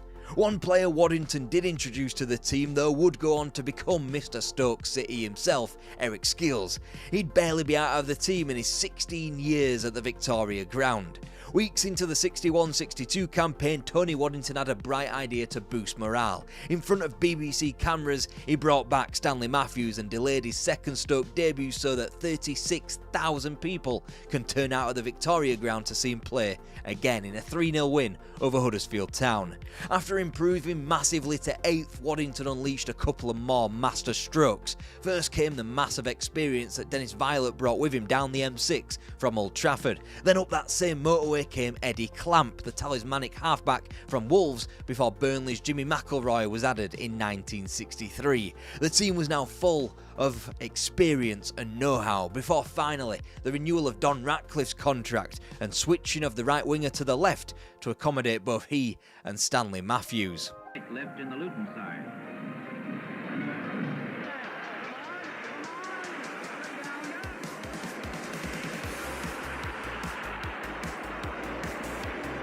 They led the second division right from the off and never relinquished the crown, promoted as champions ahead of Chelsea. But Waddington's ruthlessness was clear to see mere weeks after promotion when Ratcliffe was dumped into the reserves and quickly flogged to Middlesbrough for 27.5 grand. A player he had kept hold of despite offers from elsewhere though was Tony Allen. Rebuffing Manchester City's advances, Allen would form part of the Waddington Wall, a defensive unit that helped keep top-tier teams at bay. One team in particular, Real Madrid, who turned up for what was thought to be Stoke's centenary, but could only claim a 2-2 draw. Of course, Stoke's true centenary was not to be 1963, but 5 years later. Still though, names like Di Stefano and Puskás wouldn't have been available then, would they? In the 1963-64 campaign, the top-flight experience of Jimmy McElroy told as he bagged himself 13 goals. However, a new signing by the name of Peter Dobin went 3 better in a season where Stoke hit 4 or more in the league 5 times. And in a case of if you can't beat them, sign them, Nottingham Forest's 1-0 win over the Potters in September prompted Waddington into the market for their midfielder, Calvin Palmer, as a long-term replacement for the ageing Eddie Clamp. Whilst it's difficult to say of a team that pasted Ipswich Town 9-1 that their league campaign never really got going, their 17th place finish was understandable because of their extracurricular activities in the League Cup. Now, when you take 3 games to dispose of Scunthorpe United, you're hardly going to be made a frontrunner for a competition, but then City went on a tear. Bolton, Bournemouth and Rotherham all beaten as they were handed their first fiercest opponents yet in the semi-finals. Manchester City, a team not quite in their peak of the latter part of the decade, but nonetheless favourites. They were dispatched in the semi's first leg with goals either side of the break from John Ritchie and Bill Asprey. Damage limitations in the second leg set up Stoke's first ever major final. Now, this being 1964, mere weeks before the premiere of Match of the Day, as well as being only the 4th season of the League Cup, this game wasn't played at Wembley. In fact, it was still a 2-legged final, and annoyingly for me, it wasn't broadcast on television. So trust my words as I tell you that 22,000 crammed into the Vic to see the first leg spoils shared before Stoke fell late on in the second leg at Filbert Street to goals from Dave Gibson and Howard Riley. Setters.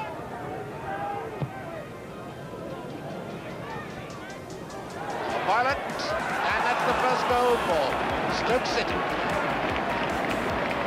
Their subsequent league season was an improvement to 11th, thanks largely to being ejected out of the League Cup in shocking fashion to Plymouth, whilst a trip to Old Trafford in the FA Cup ended their misery in that particular competition. Of course, it didn't help that Peter Dobin broke his leg against West Brom in the January, but Waddington appeared to rectify what had become a left-sided problem with a deadline double splurge on Harry Burrows and Roy Vernon in March. As Dobin recuperated, he dragged his feet in re-signing with the club. It'd take quite some time for the Boven end to warm back up to him as a result. That plus Calvin Palmer's reversion to fullback are about the most interesting things from Stoke's season off the field. Gilsine moved up into the penalty area. There's Gilsine, a goal! Conditions, slippery ground, and it's 1 inch. Oh, good ball from Vernon to Burrows.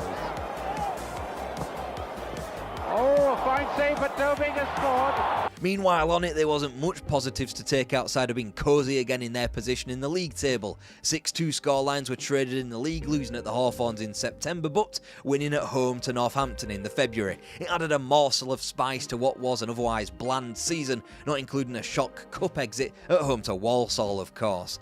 Then in the summer of '66 came the explosion of life in the Potteries. The headline news from the summer, in a footballing sense, was England's World Cup win. At the Victoria Ground, the afterglow of that continued with the signing of one of Alf Ramsey's team, George Eastham. Even though he was third choice behind Alan Ball and Mike England, Eastham would prove invaluable in shepherding some of Stoke's younger talents through the remainder of the decades. Namely, Terry Conroy signed from Glentoran in '67, John Mahoney acquired the same year from Crewe, and John Ritchie, who would be shockingly sold weeks into the '66-67 campaign, only to be brought back in 1969. Tony Allen pushed into centre-half alongside Maurice Setters as his pace failed him. His game adapted to spray long passes out and just about elongated his career to the end of the 60s. Here goes Belfort, and a goal! Willie Bell. On Christmas Day, Stoke were placed just 5 points off the leaders Manchester United, and armed with the meanest defence in the league, had built a solid foundation for themselves heading into the second half of the campaign. Ahead of deadline day, Leicester City had unbelievably told Gordon Banks that he was now playing second fiddle to a youngster called Peter Shilton, the same Gordon Banks who had a World Cup winners' medal back at home that wasn't even a year old. Stoke took full advantage and signed him for just £52,000.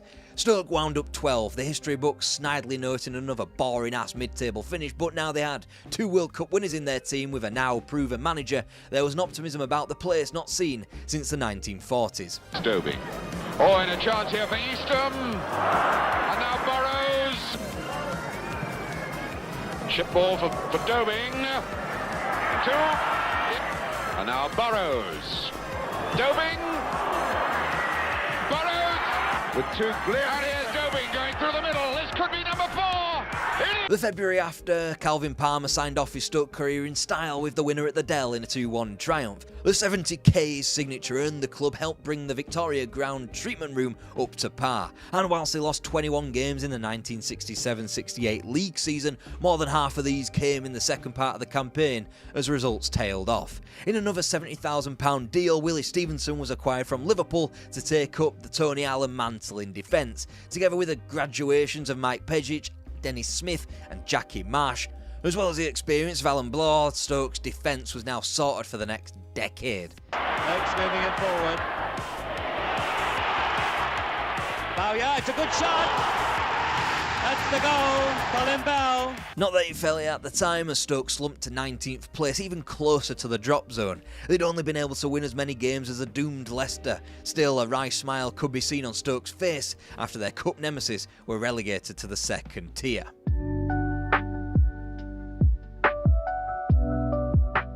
The stars had turned up at Stoke from Banks to Eastham, a youth system that nobody glamorises these days had once again produced players by the bucket load. Next into the building, Jimmy Greenough, captured from Birmingham City for a club record £100,000. His acquisition shuffled the deck as Peter Dobie moved back into midfield alongside Eastham.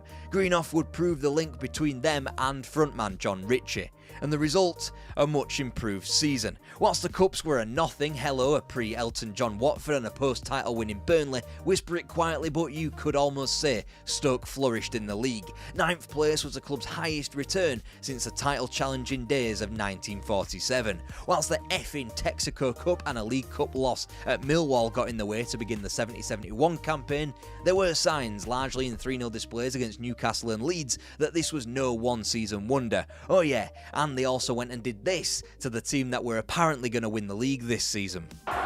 One man and another. Now Ritchie with a chance. Ritchie with a shot. And what a great goal by John Ritchie. Good 1-2. And a good shot. And what a goal. What a goal. Swing. That's a good ball. Comes to Greenough. And the bounce of the ball is there. Greenough with a chance. It's a chip. And it's in the net. A great goal by Greenough. Harry Burrows then with this corner. And Bloor up, and it's gone straight in the net, but it's a goal given. Not to mention the fact that Brian Clough's Derby County were also slain, so in one little digestible montage there, you've got Stoke hosting the champions of this and the following season and beating them both. They would be rewarded soon, surely.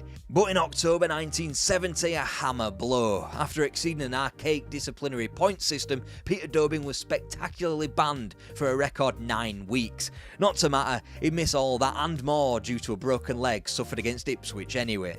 Enter a new hero. After battling back from a knee ligament injury, John Ritchie had become the cup hero that had delivered the FA Cup semi-final football back to the Potteries for the first time in the 20th century. Revenge was sworn against Millwall in the third round of the FA Cup, whilst Huddersfield Town proved a tricky nut to crack, needing 3 games to be beaten. Ipswich came a little easier, even if a replay at Portman Road was required, whilst Hull City should have been the simplest of quarter-final ties, but Stoke needed to dig deep to scrape through 3-2. With Liverpool, Everton and Arsenal in the draw, Stoke were most certainly underdogs, but in Arsenal, perhaps they drew the best prospect since they had 5-0 bragging rights over the Gunners from earlier on in the season. Both sides. Low one against Smith, getting in. Conroy there as well. And Story! Oh, against it is him! Oh, Charlie George! This is the chance! Ritchie! And 2-0! Charlie George's back pass! And far side. And Story to Hamid! And a goal! Story versus Banks. Wembley at stake. And he's done it! Story has equalised! There's a good header, it's there, Graham! Yes, Kennedy! Alas, it wasn't to be. In what was bewilderingly Stoke's first FA Cup semi-final since the heady days of March 1899 and a loss at Molineux to Derby, they went out to what would become the second team to achieve the double in the 20th century. Stoke shot out of the blocks in the subsequent 71-72 campaign, going to Highbury and defeating both the champions and cup holders 1-0. Whilst Derby had their number in both the league and Texaco Cup visits to the baseball ground, Stoke were a serene 11th place on Christmas Day. Then the FA Cup swung back around with the victories over Chesterfield, Tranmere and Hull before a quarter-final trip to Old Trafford looked set to end Stoke's run right there. But this was a United without Sir Matt Busby, and once taken to a replay, United caved in, Terry Conroy scoring the extra time winner as the Potters overturned a late George Best opener. And I should provide a trigger warning, this is no deja vu. Stoke and Arsenal really were paired up again in the FA Cup semi-final, and yet again they would go the distance. £100,000. Anyway, he takes the penalty. Stoke 1, Arsenal 0. Charlie George scores the equaliser. Stoke and Arsenal 1-1. Fed slams it in. For Stoke City, it's all... No, this season wasn't to be about the FA Cup, and purely for narrative purposes, I've shielded you from the main event of Stoke's 1971-72 season. It all began on an early September evening in Southport and a slender win. A replay was required from Oxford the following month before 3 more cup matches against Franco Farrell's Manchester United were needed to vanquish their opponents in the 4th round. 8 days later, Bristol Rovers were a little bit more comfortable, but it appeared that when West Ham dispatched of Stoke at the Vic, that their race was going to run dry at yet another semi-final, their 3rd in 2 seasons. But it was John Ritchie, who else, with the goal 18 minutes from time to force extra time, and when no goals were scored in those 30 minutes, a replay. 120 more goalless minutes out of Hillsborough prompted a second replay, and fears that this tie might just never end. 3 weeks later, the sides reconvened at Old Trafford, a happy hunting ground of sorts for Stoke in the Cup recently, and it was one of the all-time great League Cup matches. Back to McDowell, and there's the ball given away to Ritchie, and that's a penalty. Bernard against Bobby Moore. It must be 100 or 1 against, and he saved it, and there's the rebound. It's still going, and he's found space, and it's deflected in. Wins it. Best is waiting in the middle. And it's not. And now Dobing. He's found the net. Come out to Conroy.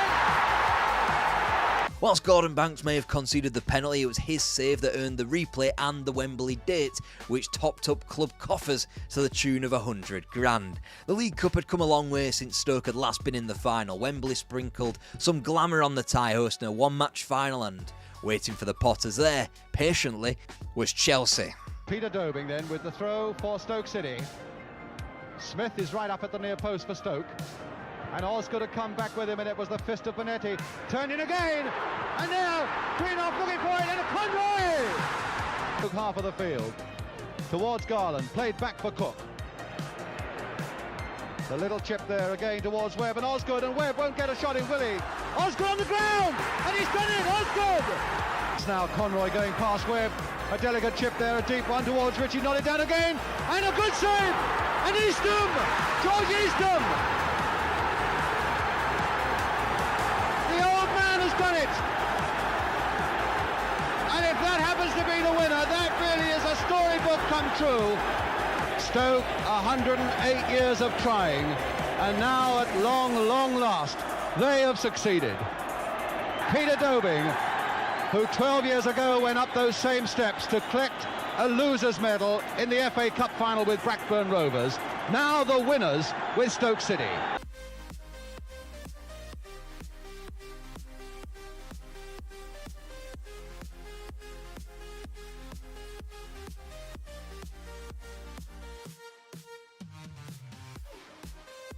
The kick. Leaves it for Ward. Ward, a great goal, 1-0! Stoke City had never had it so bad. From the seemingly endless years back in the third tier to the Icelandic Revolution, there appeared no end to the misery suffered in the Potteries. Lou Macari tried to bring the good times back but never truly achieved it. Then, as we welcomed a new millennium, Tony Pulis appeared.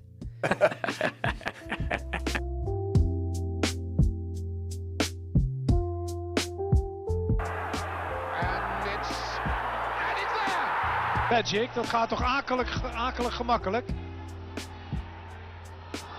En Greenhoff die overschiet. Salmons, Greenhoff, yes! What a beautiful goal! Turned through to him by Keegan. Fairclough on the far post waiting. There he is! Davis and Conroy put it wide!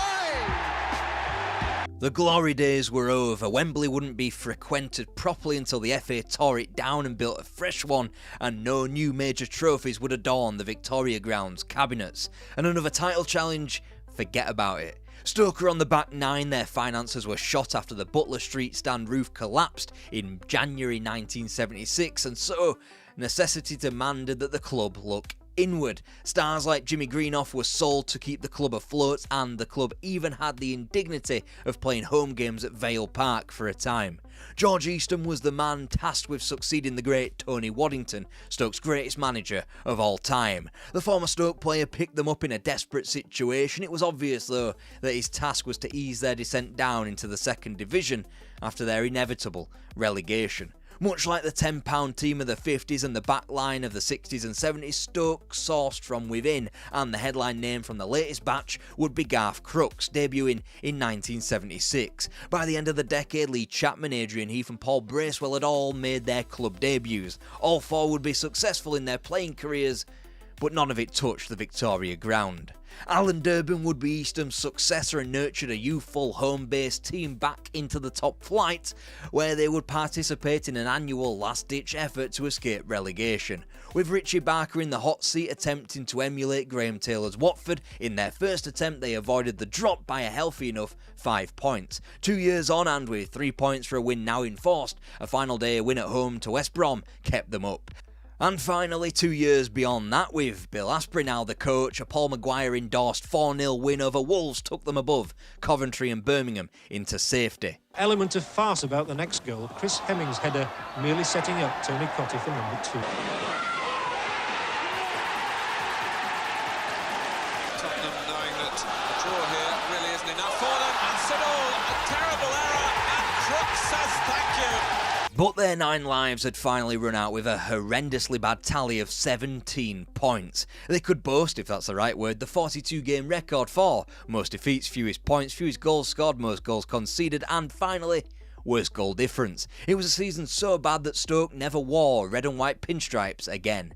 They had hinged on a mammoth deal with Asda to sell off car parks and training pitches that would have netted them £3 million. When that didn't work out, Bill Asprey, who suffered from a deep depression, was sacked in favour of Mick Mills. It was a minor miracle that Stoke didn't fall through the trapdoor right through to the 3rd Division, acquiring the safety of 10th, and with the first season of the playoffs to come in the 86-87 season, half a chance of a reprisal back to the big time, especially once Peter Coates was named the new owner of the club. Whilst his involvement did loosen the purse strings somewhat, and Stoke did have days like a Yuletide pumping of Leeds United 7-2, they fell just ever so slightly short of the playoffs, winding up in 8th. As a club, Stoke was still able to find talent. Steve Bould's graduation from the youth system and the identification of Bury's Lee Dixon were proof of that. Needless to say, they couldn't hold on to them for long. They were sold in the same summer to the same Arsenal for a combined £750,000. The most important act of the 1988-89 season, as it was for many, was the Hillsborough disaster, which led to the deaths of 97 Liverpool fans. In a time of introspection, Stoke held some soul-searching of their own in regards to the Victoria Ground, in what was an old, decrepit stadium made hostile to ethnicities, women and children. Plans would soon be put in place to take Stoke into the 21st century. Mick Mill's time at the club came to an end in the subsequent season. His parting gift to his successor, Alan Ball, was to sell Peter Beagrie to Everton, as Ball was unable to boost morale. Consequently, Stoke descended to the 3rd tier of the English game for the first time since 1927. So you're at your lowest point in club history. What do? A. Back your manager in the transfer market. B. Revitalise the youth system. Or C. Raise ticket prices. Of course, the third option was taken, as Stoke officially posted their lowest ever return in professional football in the 1990-91 season, with 14th place in the 3rd tier. Ball was gone. Graham Padden took care of the club until the 91-92 campaign, where a marvellous saviour was found in Lou Macari. Instantly armed with the bargains of Vince Overson, Wayne Biggins and Mark Steen, attendances were up, morale was up, results were up, but unfortunately Stoke fell just a bit short despite leading the league with 8 matches to go. But they'd finished within the playoff spots, and thanks to progressing beyond Leyton Orient and Peterborough United in what they were calling the Autoglass repair, Autoglass replace. I'm Gavin from Autoglass trophy, Stoke had 3 dates with Stockport in 6 days. The kick. Leaves it for Ward. Ward, a great goal, 1-0! Little nick on from Sanford now. There is a suggestion, I think the Stoke lads will think, not Steen, but one of the other forwards, possibly Big. But that win over Stockport, the team that eliminated them from the playoffs, meant Stoke's season wasn't for naught. A trophy, even if it was as meaningless as the old Autoglass, was a momentum shifter.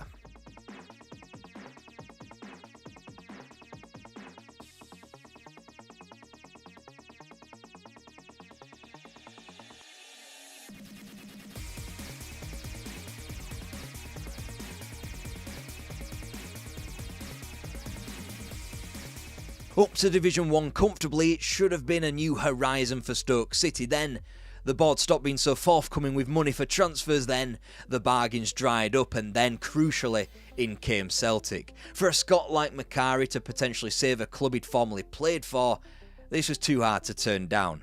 And when Joe Jordan didn't last, however, Macari was back, tasked with taking the club to the Premier League in spite of them being riddled with debt. After merely surviving in the 94-95 campaign, they thrived and even nearly went up in the subsequent season after open heart surgery on the team. Of course, not for the big bucks, as the club's next big idea came to fruition.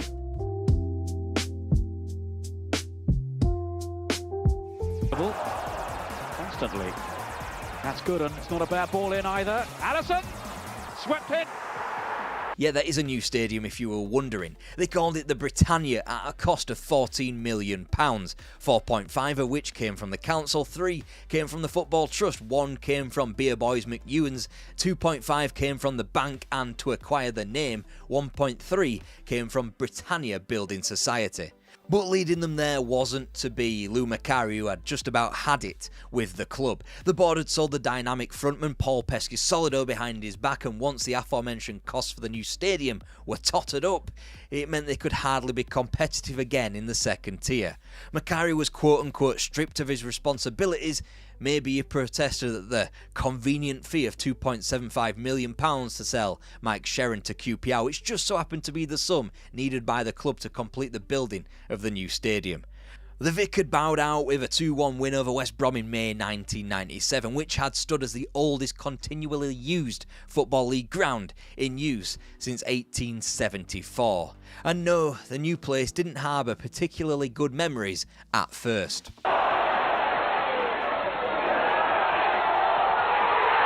To extend their tally. An important win for Reading. It's with his cunning lob on the half hour. Trouble flared again outside the ground after the match. Most fans, though, were resigned to their fate. The stereotypical Potteries wind howled on through the open-ended ground with its poor ticketing facilities, access roads and footpaths in and out. The least of their problems as Stoke plummeted back into the third tier. The supporters cried, "Coates out," so Coates obliged and was indeed out. The club also needed a new manager, and so they hired Chris Kamara, who, long before his classic japes on Soccer Saturday, told the public Stoke is a sleeping monster, we're going to build a squad for the Premier League. The first thing he did was sell Andy Griffin to Newcastle United for £1.25 million and get sacked after 14 games. To sum up the season, Pottermus, the club's hippo mascot, placed 7th in the Player of the Season awards, and to be fair, he does look like a nuisance in the box. Over £4 million in debt nowhere domestically, Stoke pulled a proverbial rabbit out of the hat when they hired former Aston Villa and Leicester boss Brian Little as manager, but when they dropped out of the playoff hunt, he sloped off to West Brom. Then Stoke's real anguish was allowed to begin.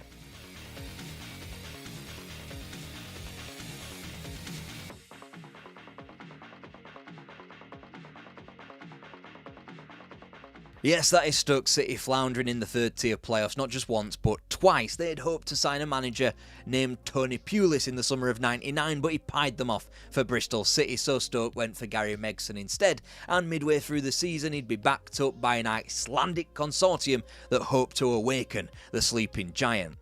But after the November takeover, Megson was ditched after 22 games in favour of one of their own, Gudjon Feddersen, and in a campaign where Stanley Matthews tragically died, the haunting spectre of Stoke's season was laid to rest with another defeat in the playoffs to Gillingham. The club was flooded with Scandinavians, making the Britannia look a little bit like East Coast England in the 9th century, but the only thing Stoke pillaged was failure, losing in the playoff semi-finals again, this time to Walsall. With debts mounting and the club's financial imperative being promotion, Feddersen announced at the beginning of the 2001-2 season, "If at this time next year Stoke City are not in the first division, I am not going to be here. It's that simple."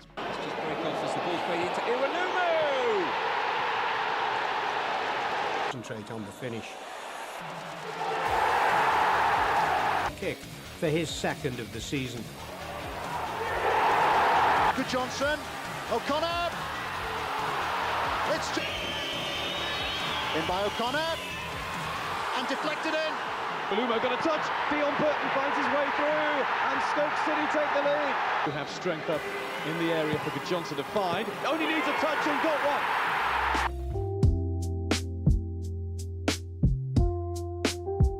Welcome to this time next year. Stoke City were in the first division, but Feddersen was not, as the manager was sacked a mere 72 hours after taking the club up. So the club latched on to what was groomed to be the next best thing in British coaching, Steve Cotterill, who had taken little old Cheltenham Town up to the third tier. Stoke were turning a profit, they were back in the big time-ish, so things should have been rosy. Colin Cameron suddenly opens up for him. Walsall 4, Stoke 2, Walsall 2. Right.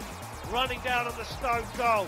He's just got Steve Banks in front. Stoke were ferociously scrabbling around for a backup. Their hot date had dumped them for a Premier League assistant's job, so they went back to someone they had courted previously. Hello, Tony Pulis. What a smashing blouse you have on.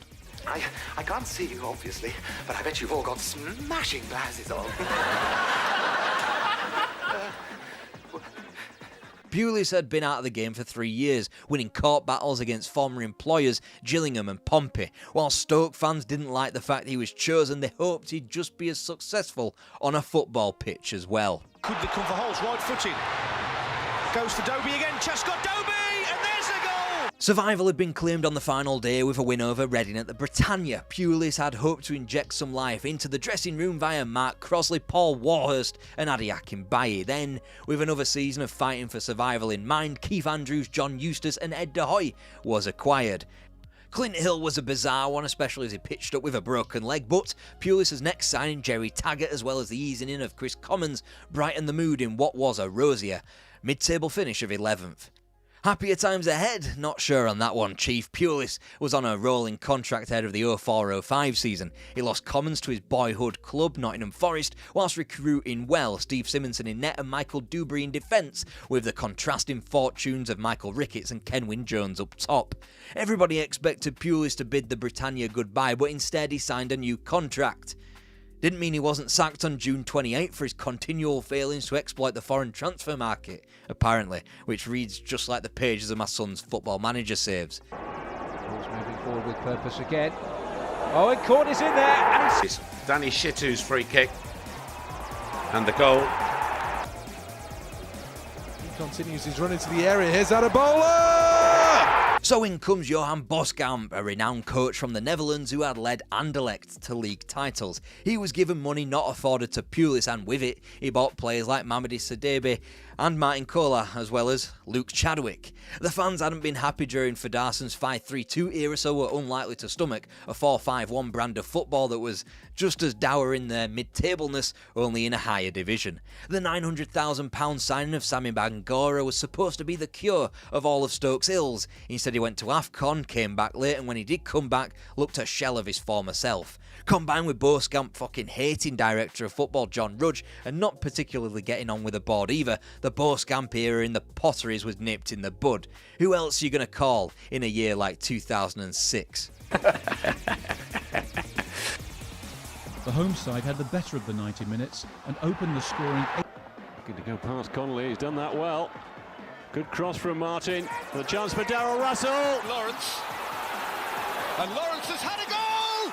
And it's looped in! The club was working with a debt of £10 million, so in came the saviour. Same as the last one. No, not Tony Pulis, but Peter Coates. He'd increased his fortune even greater by preying on gambling addicts.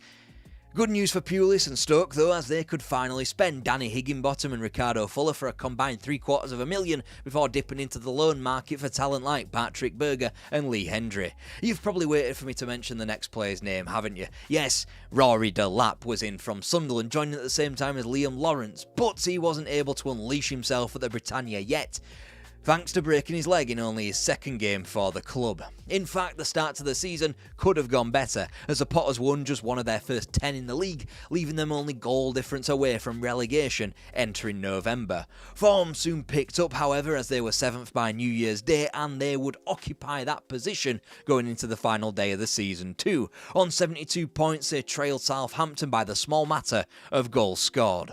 Ultimately, they were buoyed by the fixture list, presenting them with the already relegated Southend, so with their 4-1 victory outweighing Stoke's point at QPR, they would have to go again the following season.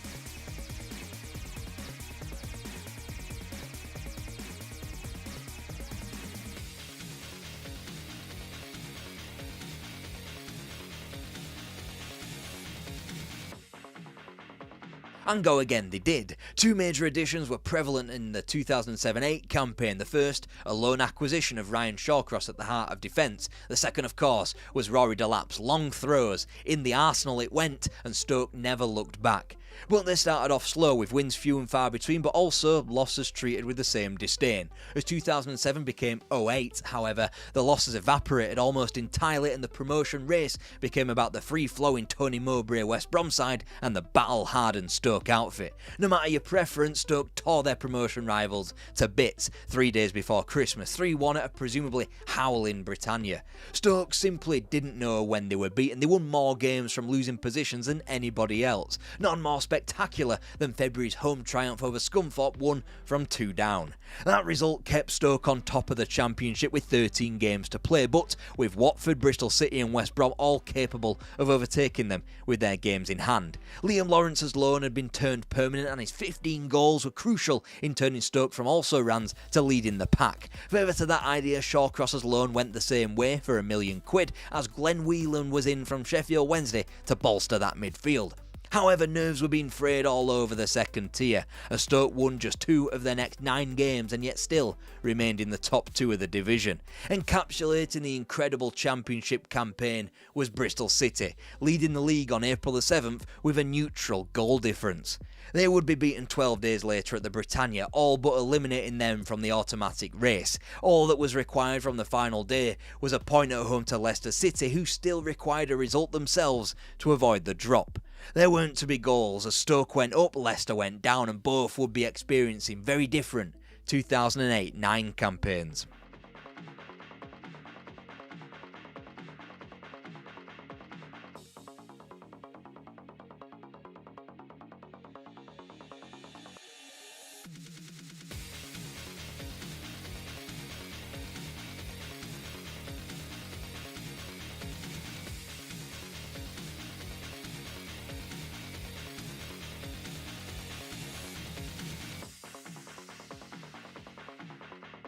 Middlesbrough, Swindon, Crystal Palace, Leicester, Bolton, Sunderland, Barnsley, Nottingham Forest, Charlton, Watford, Manchester City, West Brom, Wolves, Norwich, Sheffield United and Derby. This was the history that Stoke wanted to avoid. Premier League teams that had immediately gone straight back down. To avoid that, Pulis went big in the market. Higginbottom was back, and joining him was the much-needed goalkeeping stability of Thomas Sorensen, and alongside him was Ibrahima Sonko in defence, Seyit Olifajana in midfield and Dave Kitson up front. Top-flight football finally came to the Britannia on August 23rd, and the last-minute goal was instructive for a whole host of reasons. Firstly, Delap's throwing got its first airing in a top-flight setting, and it also showed just how strong and how never say die Stoke really were. Whilst the first thing when you saw this video instantly was Rory Delap throwing, don't lie, they would only score 9 of their 38 goals from such situations this season. There were also beautiful goals from Ricardo Fuller, notably a volley against Villa which won August's goal of the month, and also once he arrived in January, James Beattie being a little bit prolific in bagging a 2-in-1 goal ratio. Another name in through the door that January was Matthew Everington, offering even more quality out wide and another outlet for what was still a direct and rambunctious team. Few were able to live with them, particularly at the windswept Britannia. Arsenal, far from their beastly days of 2025, were waif-like in their November defeat. Even champions of England and champions of Europe, Manchester United, struggled there on Boxing Day. And while safety was only mathematically confirmed with a win at Hull City, you had to say that they never really looked like going down. Whilst their opponents on May the 9th may well have shot out of the blocks, quick gaining heroic wins at places like Arsenal, they were only in the division again the following season thanks to defeats of others on the final day, not for anything that they ever did. He hurls it in. There's Fuller from Danielson, who can't stay with him. There's the cross. Fuller up for Stoke there. Here's Etherington. Whitehead is at the far post, and Stoke City lead. There you go, have another win over Arsenal at the Britannia for the road. That would be their second in as many games, and whilst it was a cup run that continued beyond the 4th round and even the 5th against the oiled money of Manchester City, sadly Stoke's cup heroics were thwarted in the final 8 by the eventual double winners, Chelsea.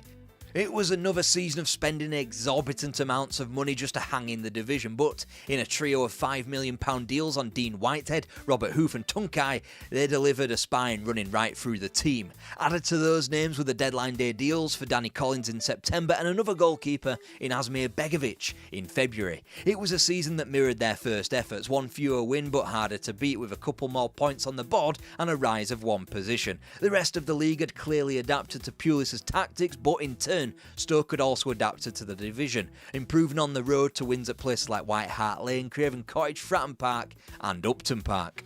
First minute of extra time, lovely ball in, oh, and there's the finish, and Walters, he's already got one and he's denied him a second one there, but Walters has kept it in and he's through Robinson. Etherington with a fan decided here, Matt, as to whether Jaskolinen should have done better. The effort they're making or non-effort they're making, what a pass it is. It because this was an outstanding. Wilkinson with a little touch there.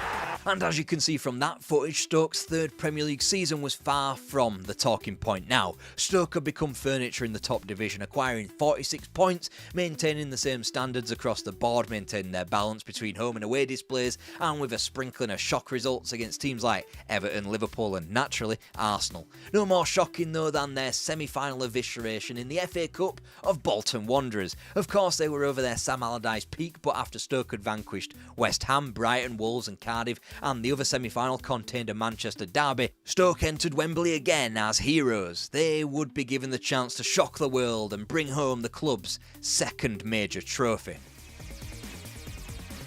Manchester City folklore. We thought Yaya Toure hit his effort in the first half hard. Yaya Toure ending the long wait for a trophy for Manchester City.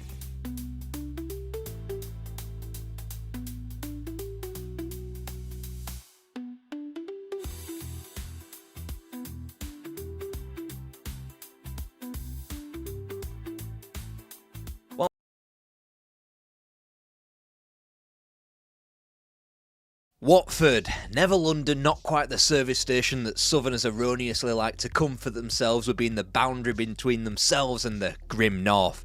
A nothing football club then, a rocket man by the name of Elton John turned up and changed the club, as well as the town, forever.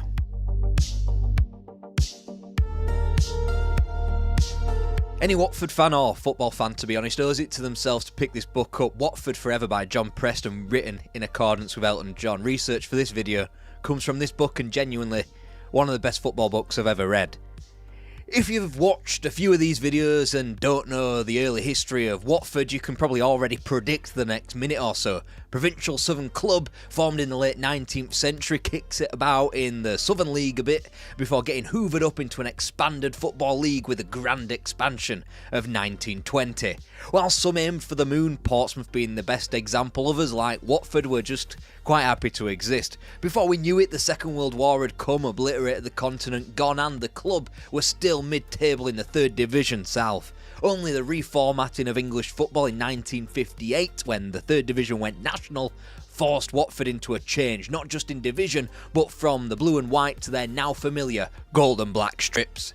It was around this time that a young fella by the name of Reggie Dwight got taken to the football by his old man Stanley. They saw a decrepit team playing their football in a decrepit stadium, the sclerosis in a run-down town. Watford were quick to regain 3rd tier status, going up after a season of embarrassment in the 4th tier. In their decade in the 3rd division before their eventual promotion in 1969, somewhere along the way, Reggie had become Elton John. Nicely through the legs of Wall. Ending! Hutchinson. Oh, a nice little 1-2 there for Houseman. There it is!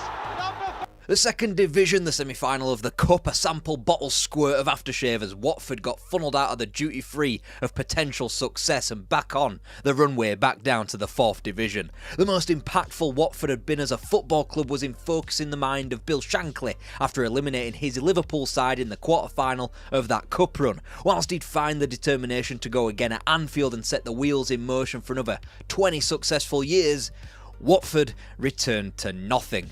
Rock bottom was a neon signpost on August 30th, 1975 with a 1-0 loss up at Darlington in the 4th division. The Hornets were booed off by their own fans. 3 games and a month into the season, they had officially sunk to the bottom of the Football League, even beneath the dead men of Southport, Workington and Bradford City. Watford were letting the sun go down on them. They needed a saviour.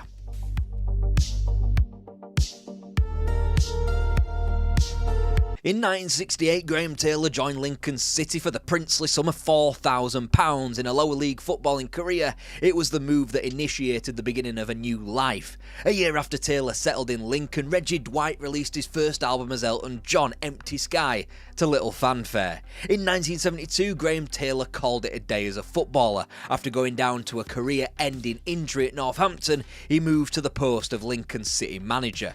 As the 1971-72 campaign ended, expected, Elton had released Honky Chateau, his 5th album and his first chart topper, where once they had both been as fragile as a candle in the wind, yeah, you're having that one, now they were stronger, their paths becoming clearer, written in the stars, you'd probably say. Meanwhile, Taylor's direct attacking brand of football turned the impish ship around, resulting in their promotion to the 3rd tier in 1976, after 14 years of being stuck in the Football League's basement. By that stage, Elton John was afforded the best seat in the house, taking his platform boots and his wacky dyed hair to the boardroom of Vicarage Road. Once vice president for a small fee, by 1976 he was owner and chairman of Watford. In a way, being chairman of Watford meant I could go back to being Reggie again, at least for a little while, is what he said.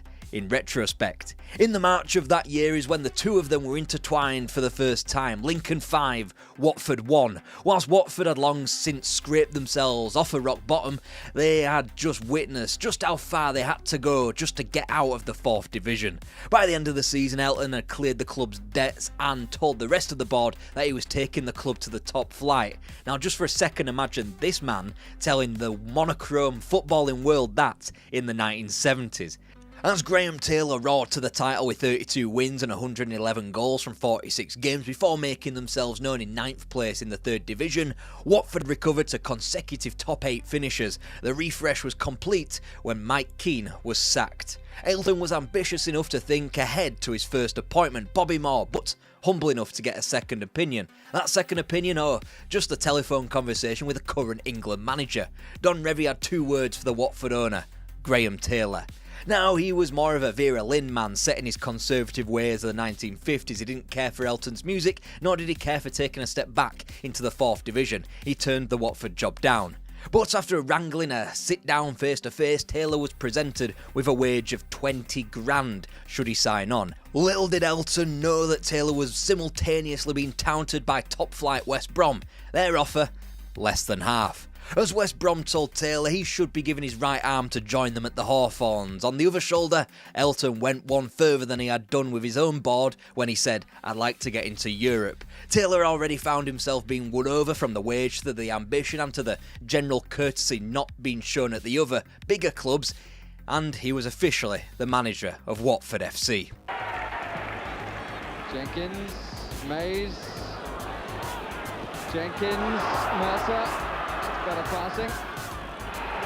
What Graham Taylor found was a proverbial lower league basket case. No wage structure. The only scout was 95 years of age. The training ground was a public playing field shared with local schools, and what little training kit there was, well, it didn't bear thinking about. But on a foundation of double training sessions focusing on dialing up players' fitness and a couple of his former Lincoln players to set the standard, Sam Ellis and Ian Bolton, Watford roared to the title. After thrashing Brentford 3-0 away from home to begin October 77, Watford had clambered to the top of the basement and were still there when they stepped into Christmas 2 months later. It was a matter of time, and a 1-0 triumph at Scunthorpe United on April the 8th with 6 games to spare, which confirmed Watford's championship. Graham Taylor had predicted it would take 5 years to dredge the club up to the 2nd tier.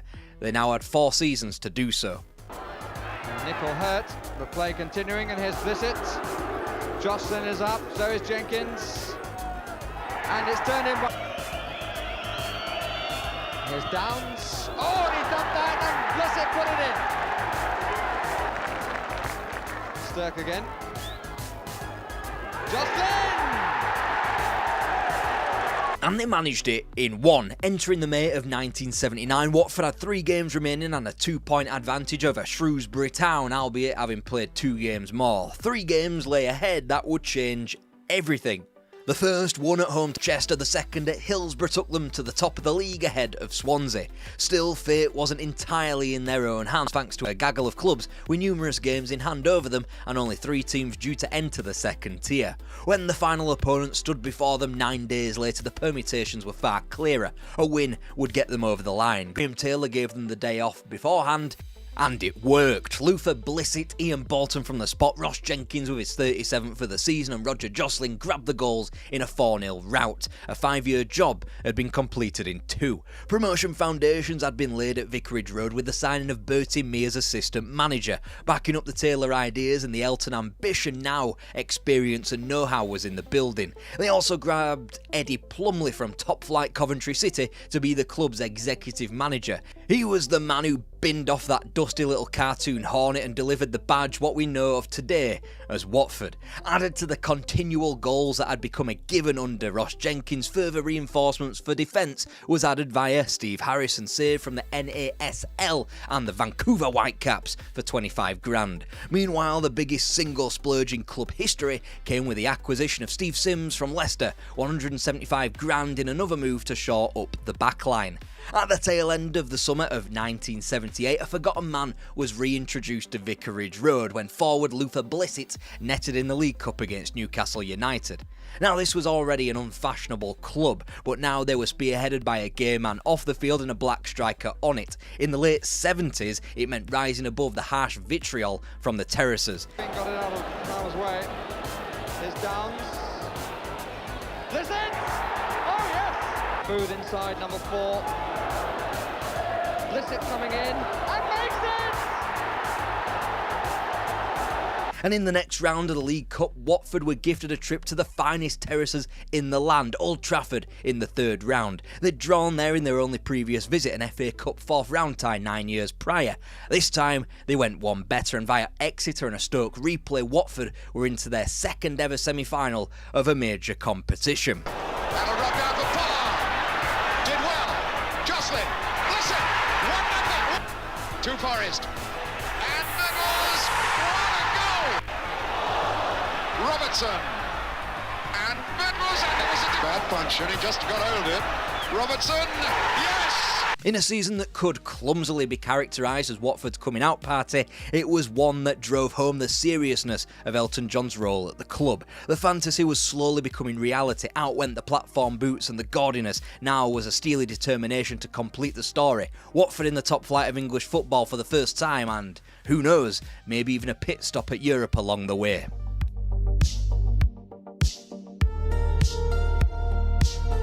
Crashing out of the League Cup to Colchester didn't particularly matter, but what did matter was their spineless start to the league season. It all culminated in a 2-0 defeat at Stamford Bridge. Afterwards, Taylor launched into a tirade in the local newspaper. He wasn't going to stick around if his players didn't have the guts. Whilst it would be easy to move quickly on and tell the fairy tale story, Watford lost 6 of their next 8 league matches after that. They were officially in the bottom 3, a harsh reminder that this still was a football club who had just 3 years at this level before this campaign. Things would get better, however, and it started with the return of the FA Cup. Here he is again, and scores! Now here's Prescott. Hit it off the line, hit it in!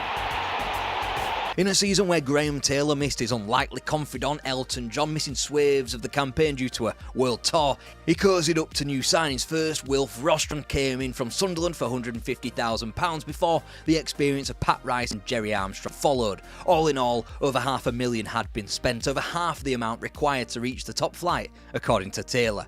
It was only the eventual winners of the Cup that unseated the Hornets at the quarter-final stage, by which point Watford were still embroiled in a relegation battle with units like Burnley, Charlton and Fulham. An improved April saw them still standing in the 2nd tier, the record books making it look comfier than it actually was, Watford sitting 8 points ahead of relegation in what was the penultimate season of 2 points for a win. That summer, Graham Taylor was just minding his own business when he was accosted in a taxi, typically by the driver, telling him of an amateur player who turned out for Sudbury Court. Not willing to miss a potential opportunity, but thinking it was probably a dead end as they often were, that was the lead that brought John Barnes to Watford, the fee kitting out Sudbury Court for the upcoming season. It was a season for the Hornets that began in middling fashion like the previous campaign had done. After taking out Millwall of the first round of the League Cup, another early elimination seemed obvious after a 4-goal loss at the Dell. The second leg back at Vicarage Road, however, would turn out to be one of the more miraculous days in club history, not only overturning the lead but netting 7 in the process against the Southampton team, who were recent cup winners and on track to be title challengers.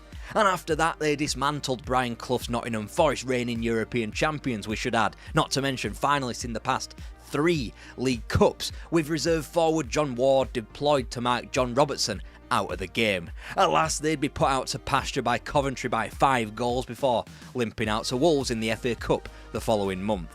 Still, a final 5 unbeaten in the league ensured of a top half finish in the second division. It marked another improvement for Watford. The 1981-82 campaign, therefore, was crucial to which path the club was going to head down.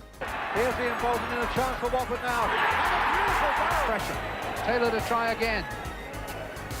And a good header from Roman, and a good shot, and it's Callahan. Oh, it's gone in. What an important kick this is for Bissett. 1-0 for Watford. Watford had even gone to the lengths of stunning the almighty Manchester United once again in the Cup, but that was about the long and short of the Cup's successes as Leicester dumped them out of the 5th round. In the League Cup, Graham Taylor had eliminated former club Lincoln as well as Queen's Park Rangers after their manager, a certain Terry Venables, labelled them a hit and hope side. Unfortunately, the Hornets, though, were stung in the 5th round again thanks to a Bobby Robson Ipswich Town side. But rightly, that wasn't the story from Watford's 1981-82 season, as they reeled from defeat in the Cup at Filbert. Watford occupied one of the 3 promotion spots alongside Luton Town and Oldham Athletic, with over half the league season gone.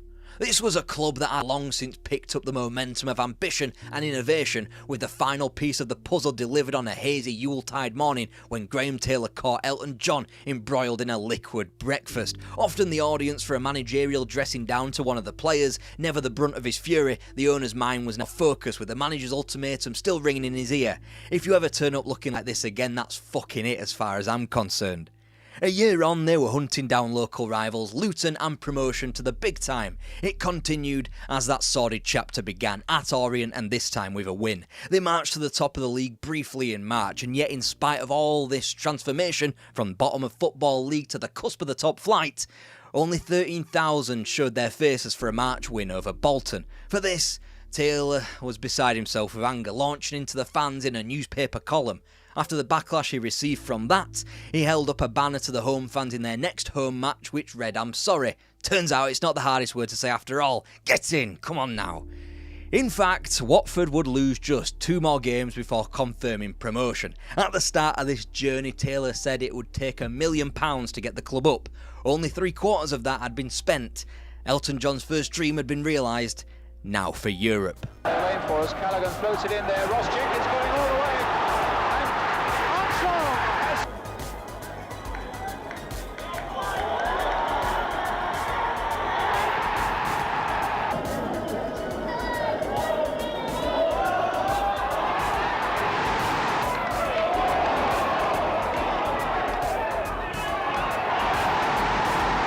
Now, there's a second-hand quote in that book that I referenced at the top of this video. I'll read it to you now. On Watford, one journalist wrote that they were, and I quote, "a pack of mad dogs beating their heads relentlessly against a brick wall, trying desperately to find a crack." And they'd found it. Everton beating on the opening day. Dark horses Southampton hit for 4 at the Dell before Sunderland shipped 8 in September. Whilst Nottingham Forest would have a modicum of revenge in the League Cup, sticking 7 beyond Watford, the Hornets simply buzzed on about their season, winning at both Highbury and White Hart Lane either side of that. The roll call at the top of English football heading into the year known as 1983 read as follows: runaway leaders Liverpool, and then a gaggle of clubs including previous European champions Man United, Nottingham Forest and Villa, and Watford were right in that little gaggle. There, Jackets. Oh, and he might come for Bissett.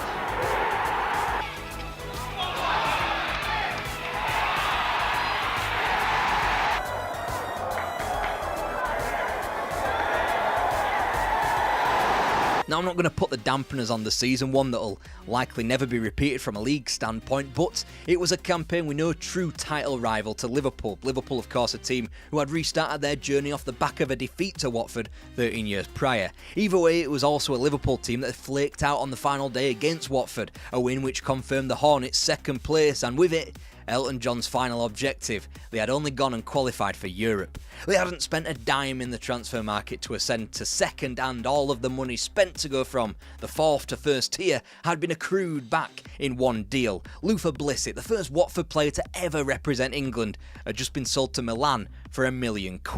7 years ago, they were scrabbling around in the murky basement, 92nd in the league. Now, they were second with dates all over the continent. Played of Richardson, and he's in an attack, and he scored!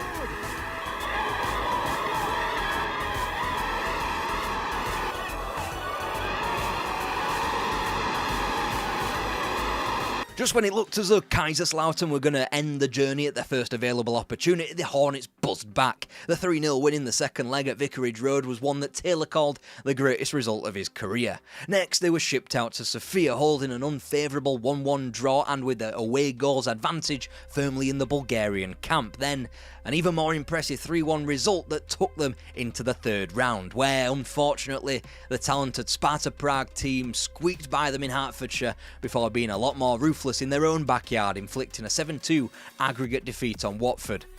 The Hornets have yet to return to Europe.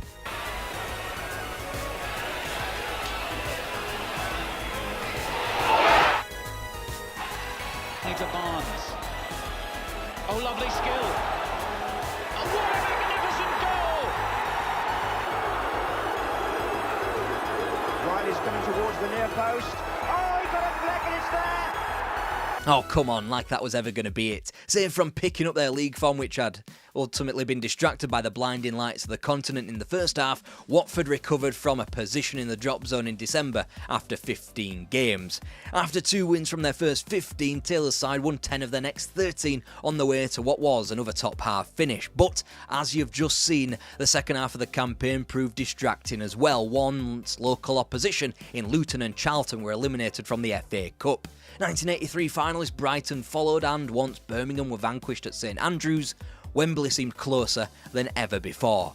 Plymouth Argyle and Villa Park was all that was stood in Graham Taylor's way. George Riley grabbed the only goal of the game. If he didn't do anything else for the club, the new signing had more than paid off his transfer fee, as had fellow new recruit Mo Johnston for his blinding form at the turn of the year and in sinking Luton Town. Both Scots would be lining up in the final, but one man who wouldn't be was Wilf Rostron, who was sent off for a light scuffle in a league game against Luton in late April. In an era where a spotter, GBH, wouldn't be registered as a second glance, it seemed a little harsh. Nonetheless, waiting for Watford at Wembley was the almighty Everton. Everton, a team who had been champions of England and winners of the FA Cup multiple times over. Everton, a team who came out to Z-Cars at Goodison Park. The mark of what Graham Taylor and Elton John had achieved can be distilled into this one fact. Watford also used to come out to Z-Cars at Vicarage Road. Such was the remoteness of the two sides ever meeting that had remained the case for decades. Now, in the televisual event of the year, they were equals. Whipping in a good cross. And shot.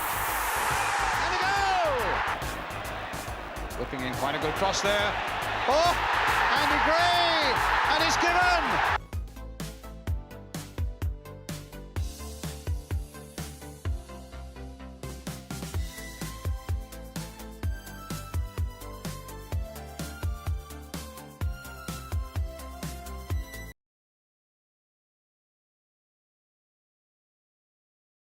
From the outside looking in, West Ham United look a bit of a shambles lately. Come on in here, it's warmer. Ron Greenwood's manager, the Hammers are constantly on European tours. This is the 1960s and 70s, the true peak of West Ham United. A pass from Boyce went to Seeley. This time it really was a goal.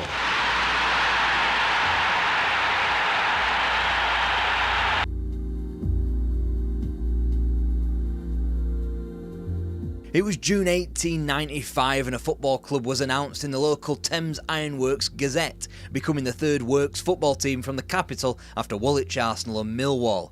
5 years later, the team known as Thames Ironworks was wound up and renamed to West Ham United, continuing to participate in the Southern League. Ahead of the 1904-05 season, West Ham were offered a piece of wasteland called Bowling Castle Field, in what was at first seen as a necessary evil in a downturned era of the club, would eventually blossom into the club's home for well over a century. Aggressively mid-table in the Southern League, but manager Sid King knew the key to election in the Football League was status, and that was driven more so by FA Cup runs. West Ham had routinely found themselves in the third round, and when the Football League was expanded, the Irons earned their spot in the second division thanks to performances in the wartime London Combination League that occupy the top two tiers forevermore. 1922-23, the first great West Ham United season. First the FA Cup run where they finally broke into the quarter-finals with a win over Plymouth before taking 3 games to dispatch of Southampton. Now all bets were off. 5 against Derby at Stamford Bridge confirmed West Ham's place in the FA Cup final. All the while, they occupied a place on the precipice of the promotion race. From being deceptively mid-table with 3 games in hand, by the time West Ham lined up against Bolton in Wembley's first ever final, they'd played 2 of those games in hand and were 2 points back on the promotion places. All the focus, though, was on Wembley.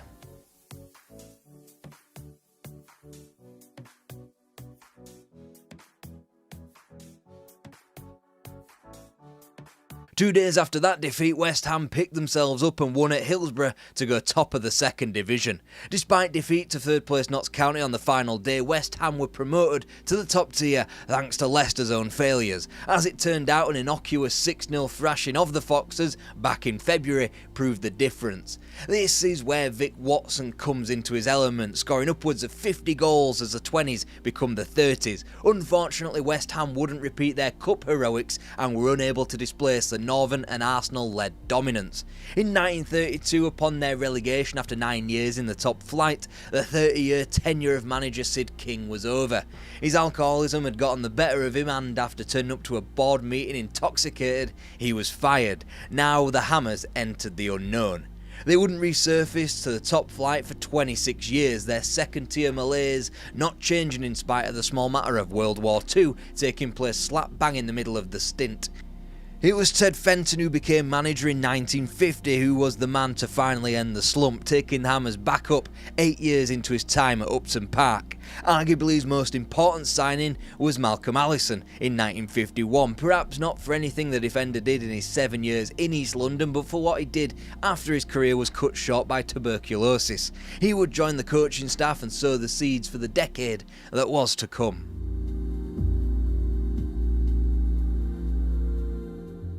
West Bromwich Albion came to Upton Park at the beginning of March 1961. They won, and it was apparent that Ted Fenton couldn't go on for much longer. He was granted sick leave after the match, but was eventually replaced come the end of a campaign that saw the Hammers regain their top flight status for another year. After what had been a honeymoon season of 6th place in the 1958-59 campaign, reality had hit hard for the Irons as they finished in more desperate bottom-half finishes as the 1960s appeared. The new man in the dugout ahead of the 61-62 season, a certain Ron Greenwood. As England under-23s manager and Arsenal assistant, he was approached by his national team boss, Walter Winterbottom, about the Hammers' vacancy. Given his job, he probably had some idea of what he was about to inherit at Upton Park, a youth team for the ages, which featured Bobby Moore, Martin Peters and Jeff Hurst. Don't know if you've ever heard of them fellas. The season began with West Ham scoring for fun, 4s against each of Villa, Sheffield United and Leicester before September was allowed to leave. Whilst a post-Christmas wobble took the Hammers embarrassingly out of the cup to lower league opposition in Plymouth, Ron Greenwood's side recovered to 8th. In Johnny Byrne, Greenwood had his first signing, and in John Lyall taking up the number 3 shirt, you had a very important member of the club, particularly for Greenwood and not entirely for what he did on the pitch. Greenwood's second season was distinctly more mid-table in the league, christening the season with a 6-1 loss at home to Spurs in August, as well as a 6-1 win up at Main Road 2 weeks later, and that just about encapsulates the tale of a 12th place finish. There was to be better news from the Cup as the eventual champions Everton were beaten, as well as local rivals Fulham, but ultimately it was to be Liverpool who had the Hammers' number in the quarter-final. The good news from the Cups, though, was not over yet in 1963. In these days, the Youth Cup was here, and it was very important after Matt Busby up north had taken it so seriously in the 50s. In a team to rival those Busby babes, the West Ham Academy delivered talent like Harry Redknapp and claimed the trophy from Liverpool after a second leg comeback. That summer was a huge turning point for the club in general, as the senior side got invited to play in an international soccer league across the Atlantic as a pre-season venture. The youth lads grew up together that summer. Jeff Hurst top scored for the entire tournament with 9 goals, and West Ham returned to England, a new team. And sure, the story of the First Division was another haphazard unit wedded to mid-table, but it didn't tell anything like a portion of the truth to the 1963-64 campaign. First, the League Cup, which West Ham hadn't taken too seriously until they had breezed past teams like Aston Villa and Swindon before being handed the cushiest of cushy quarter-final ties in Workington. When they were slapped 6-0, West Ham were handed Leicester City in the two-legged semi-finals. The sneaky pale ass Foxes, though, were a decent cup team, as seen by their run to Wembley in the FA Cup the prior campaign. Here they stuck 6 past the Hammers over 2 games to return to a cup final. And even then, that wasn't the end of West Ham's dalliances with cup competitions this season. Just like in the League Cup, West Ham progressed beyond Leyton Orient and Swindon Town in the earlier rounds before being handed slightly more difficult latter stage ties in Burnley at home and then holders Manchester United at Hillsborough in the semi-final. Burnley was snuck beyond, and Jeff Hurst got the goal which sealed the semi-final afterwards. 41 years after West Ham had first tasted Wembley, they were back and they would be facing Preston.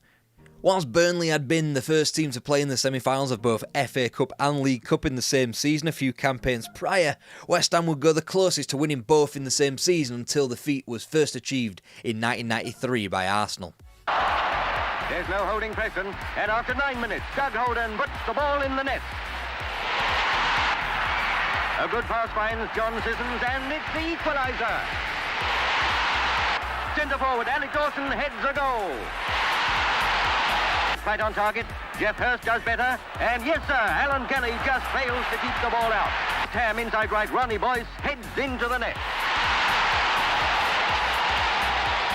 Such was the exuberance of youth. Sissons had become the youngest player to score in an FA Cup final, aged 18 years and 214 days. Current holder of that record, Norman Whiteside, was only 196 days younger when he scored in the 1983 final.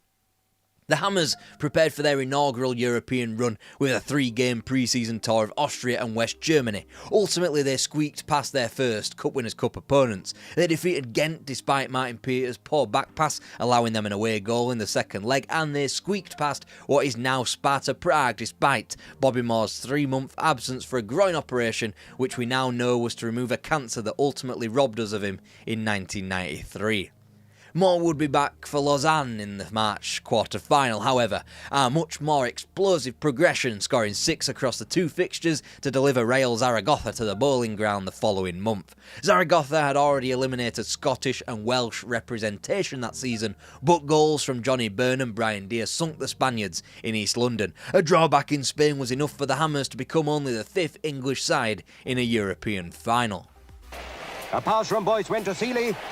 This time it really was a goal. Bobby Moore placed the kick well. And Seeley scored again.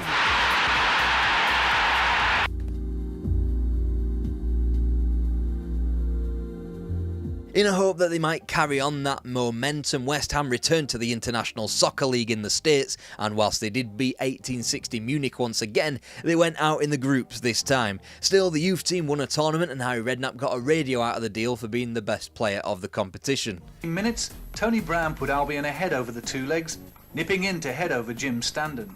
Außenläufer. Peters. Und das ist das 1:0. Der Mann mit der Nummer 10, dann Emmerich am Ball, Drehung und Lattenschuss, Kopfball und Tor.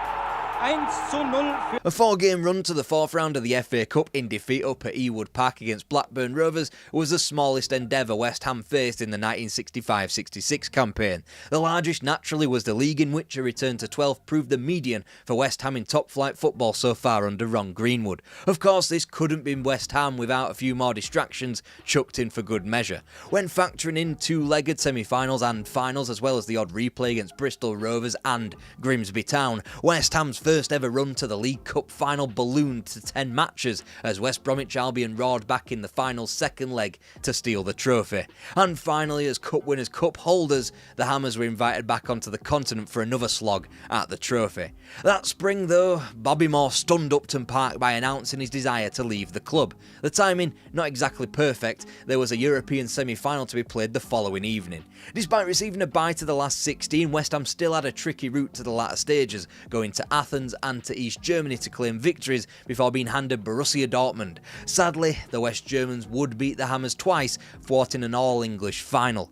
Ron Greenwood's side had wound up playing 20 cup games, almost half the league schedule, and still their core found a way to be integral to the entire nation that summer when England hosted the World Cup.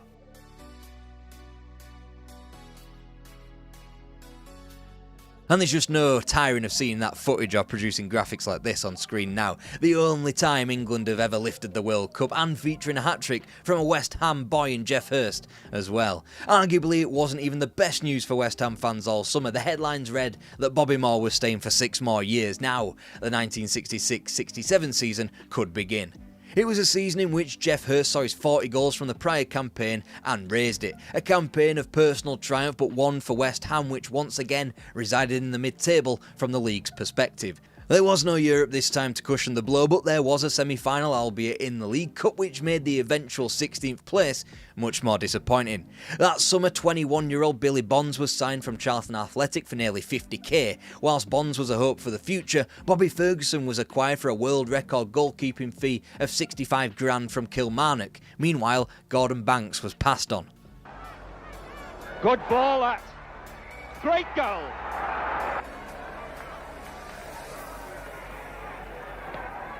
And a superb cross, and there's the equaliser. Sissons with the corner. Oh, it's in! Oh, it's right in! Just under 3 minutes of football still to come, and here's Deere loose. And that's it! Oh, yes! The 1967-68 campaign was another middling season of no cup runs, no Europe, but continued promise from youngsters as teenager Trevor Brooking forced his way into the first team, netting 9 in 25 games.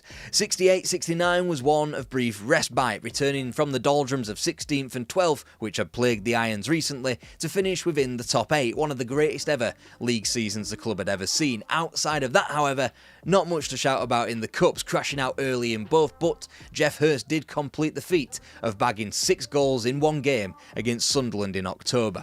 So, Peters again! Oh, superb goal by Peters! Booking. And it's Hurst! Another one! Oh, that's a good work! Peters. As the 70s appeared on the horizon, it was evident that Greenwood was starved of the success he had had earlier on in the mid-1960s. Signings like Alan Stevenson and Peter Eustace didn't work out, and they needed to, since Martin Peters had been sold to Spurs. As part of that deal, however, the Hammers received the most prolific English goalscorer of his or of any generation, Jimmy Greaves. The only problem was that he was well beyond his peak, and even if he did, score twice against Man City in his debut. And now to Brooking again. Chilly's going on. And now to Hurst.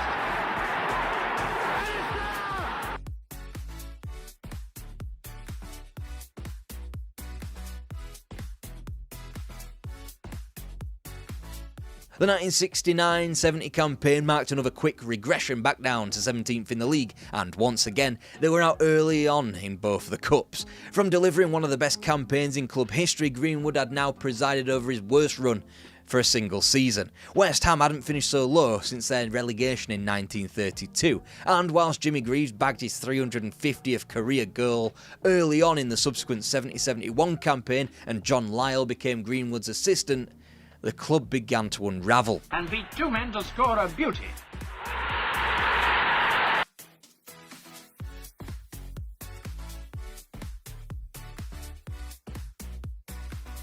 As part of what was already an embarrassing exit from the FA Cup, losing to Blackpool, who'd eventually get relegated from the top flight, Greenwood had to face the music of 4 integral players going AWOL on the lash. Those players being Jimmy Greaves, which you kind of expected of him these days, then there was Clyde Best and Brian Deere, which you probably didn't, and then least of all, from captain Bobby Moore. Moore was consequently dropped for the first time in his career, and that was effectively the final landmark of the Ron Greenwood era. Jimmy Greaves wasted no time in retiring from his playing career, with Pop Robson waiting in the wings to take on his mantle up front. In fact, Greenwood was so desperate to engineer a transition that he unthinkably put Trevor Brooking on the transfer list. Redknapp, across that goal, no, can someone poke that? Robson, yes! Brian Robson has done it! Stop in chase again versus Edwards. Edwards for the moment lost it. Hurst back to Clyde Best, a hit one, and a goal! And he made no mistake. 3-0 to West Ham. And it was a raging success that the 1971-72 campaign ended in mid-table disappointment after all of that off-field furore. There had been a chance to land the League Cup trophy, however, but in that protracted affair over 4 semi-final games against Stoke, which had been tied on aggregate and then taken to a second replay, the tie was ultimately lost when Bobby Moore had to go in net for the final 20 minutes of the last encounter. Stoke would go on to lift the trophy. For a team who were used to scoring 70s and 80s in a league season, West Ham hadn't netted over 51 for 3 campaigns. Seems the perfect time then to sell Jeff Hurst to Stoke. And yeah, it was Pop Robson who filled the void, netting 28 goals in the league, propelling the club yet again back up the table. Again, waiting in the middle for the header, and Robson was there too. Brooking is there, and Trevor Brooking now Tyler then with the corner for West Ham. Another low one again. Bonds getting right down there, and Robson. Holland, Lampard, turned again towards Brooking and over the head of Hockey, and turned on by Robson. West Ham being the bizarre club that they are, surged up the league in the 72-73 campaign. It proved to be the final flourish to Greenwood's time at Upton Park, but one only achieved thanks to a fast start to the 1973 new year. Starting the year closer to relegation than they did to Europe, West Ham strung together a series of wins on the final straight against outfits like Man City, Everton, Leeds and Newcastle to wind up 6th. Bobby Moore was just about held off from joining Derby, something which irked the captain greatly, a sign that even a club as lowly as Derby had leapfrogged West Ham, despite their recent resurgence. After all, this was Derby of Brian Clough, a league title and European semis. When Redrow gets it, it's a goal! Redrow, and he's beaten it. Holland still in possession. It's there! 1-1.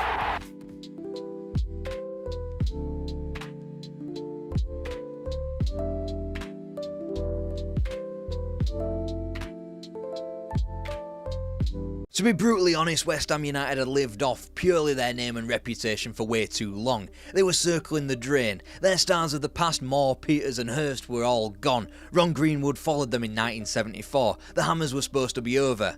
Then John Lyall turned up and made a credible case for being the most successful manager in West Ham history.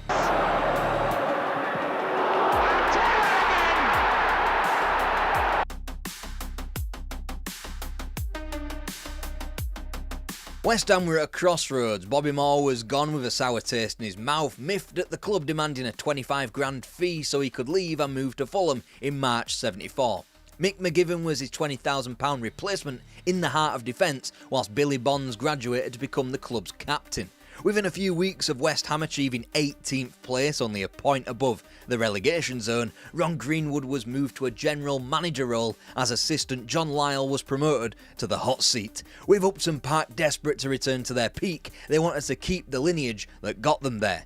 Pop Robson had been the man who had filled the attacking void left behind by Jeff Hurst, but he was a player Lyall couldn't utilise, being sold off back home to Sunderland, whilst a new manager was handed Billy Jennings and Keith Robson. John Lyall's first game was hardly the best introduction to life in the hot seat. A trip up to Main Road on the opening day of the First Division was a 4-0 pasting handed to them by Man City. Nonetheless, by the end of September, with 20 goals scored across 4 games in League Cup progression against Tranmere and league triumph over Leicester, Birmingham and Burnley, Lyall even tasted the Manager of the Month award. And whilst Fulham quickly dumped the Hammers out of the League Cup in October, West Ham's form up to Christmas was near spotless. By the time the FA Cup swung around, the Hammers were in 6th place in the league. Admittedly, you could split the top 10 by just 4 points, but still it was an incredible place to be. But with the trip down to the Dell on the fourth day of 1975 in the third round of the Cup, it was apparent that something had to give. The shot, it's in! Oh dear, oh dear! And the ball almost beat them all. Credit! Yes! Taylor, number 9. From time, Taylor struck again to put the Hammers through to Wembley in John Lyall's first season as team manager. Alan Taylor had been signed in November to virtually zero fanfare, £40,000 from 4th Division Rochdale. He was never going to get his name on the back page as well, until he sunk both Arsenal and Ipswich Town with doubles in the latter stages of the FA Cup to drag West Ham almost single-handedly to Wembley. Standing in their way in the final 11 years since their last trophy was a number 6 by the name of Bobby Moore. Fulham's potential return to the top flight wasn't quite as pictured, instead stunted by this cup run as they finished an average 9th in the 2nd Division. Therefore, West Ham were installed as favourites. Taylor's into the middle, but covered now by Moore. Jennings. Alan Taylor. On space. And Taylor again. Of course it had to be Alan Taylor with his third double in the Cup that year to divert the FA Cup from West London to the East End. A player who nobody had heard of months prior had just popped up, scored 6 goals and won West Ham only their 3rd ever trophy. So what if they succumb in the league to finishing in the bottom half? They quickly looked set to rectify that at the start of the following season, beating the likes of Stoke, Burnley, Spurs and Man City all within the first month, as well as getting a point at Anfield. Finish outfit, Ripas Lati, was the first hurdle in the Cup Winners' Cup, and they were navigated beyond without too much of a hassle and without sacrificing any of that league form too. Then the trips out to the continent became more frequent, harder and longer. Naturally, league form would suffer, the club stuttering into 18th as well as flaking out on the FA Cup at the first available opportunity, albeit to Liverpool. Billy Bond's 4-month layoff for a groin injury hardly helped matters, but he would be rested and back up to speed in time for the resumption of the Cup Winners' Cup in March. Maar tijd dat hij aangevallen wordt, dan is de schot. En laat hem los en het wordt een goal, denk ik. Nee, ja! Jones, hij scoort en zet zijn ploeg op. Chipped it again towards Brooking. And it's there! Brooking has done it! Oh, and he let it go a yard too far. Oh, but a great goal! Keith Robson! Taylor, Brooking, beautiful timing. Still Brooking, yes, number 3, magnificent! January 24th was the last time West Ham won a domestic game in the 1975-76 season, a 1-0 home win over title challengers QPR, if you must know. But nobody at Upton Park gave a shit, just as long as he kept winning 3-1 at home in continental second legs. In vanquishing Eintracht Frankfurt, West Ham would be paired off with Anderlecht in the final, who would be given home advantage effectively in Brussels.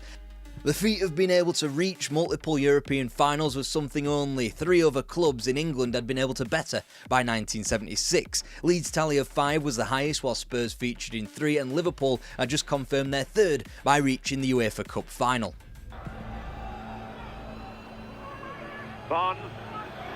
Yes, Colin, 1-0. Oh dear, Resdell. Number 11, Rensenbrink. Bond just got a touch, and it's 1-1. Good ball. Findale, 1-0. Brooking. And it's Dunstan. It's there. Beautiful goal by Rock. 3-2. Forgiven. Van Dijk. 4-2. Anderlecht would go on to become one of the meanest teams on the continent in this age, making the Cup Winners' Cup their own for a brief period of time. So much so that Rob Rensenbrink would become immortalised as the competition's most prolific scorer. That defeat in Brussels triggered an incredible hangover at the bowling. Out were the likes of Bobby Gould, Clyde Best and Graham Padden.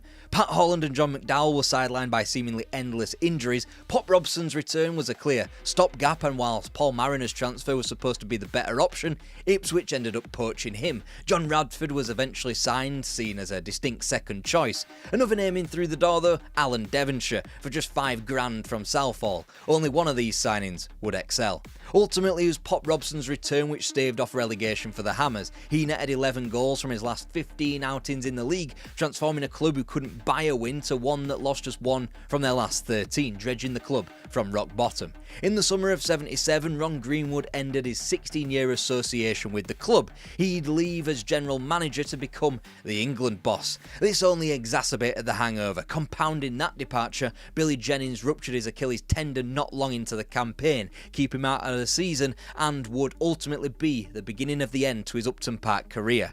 So West Ham threw money at what had quickly become a matter of urgency. £300,000 spent on David Cross and Derek Hales, neither of which were able to keep the club afloat.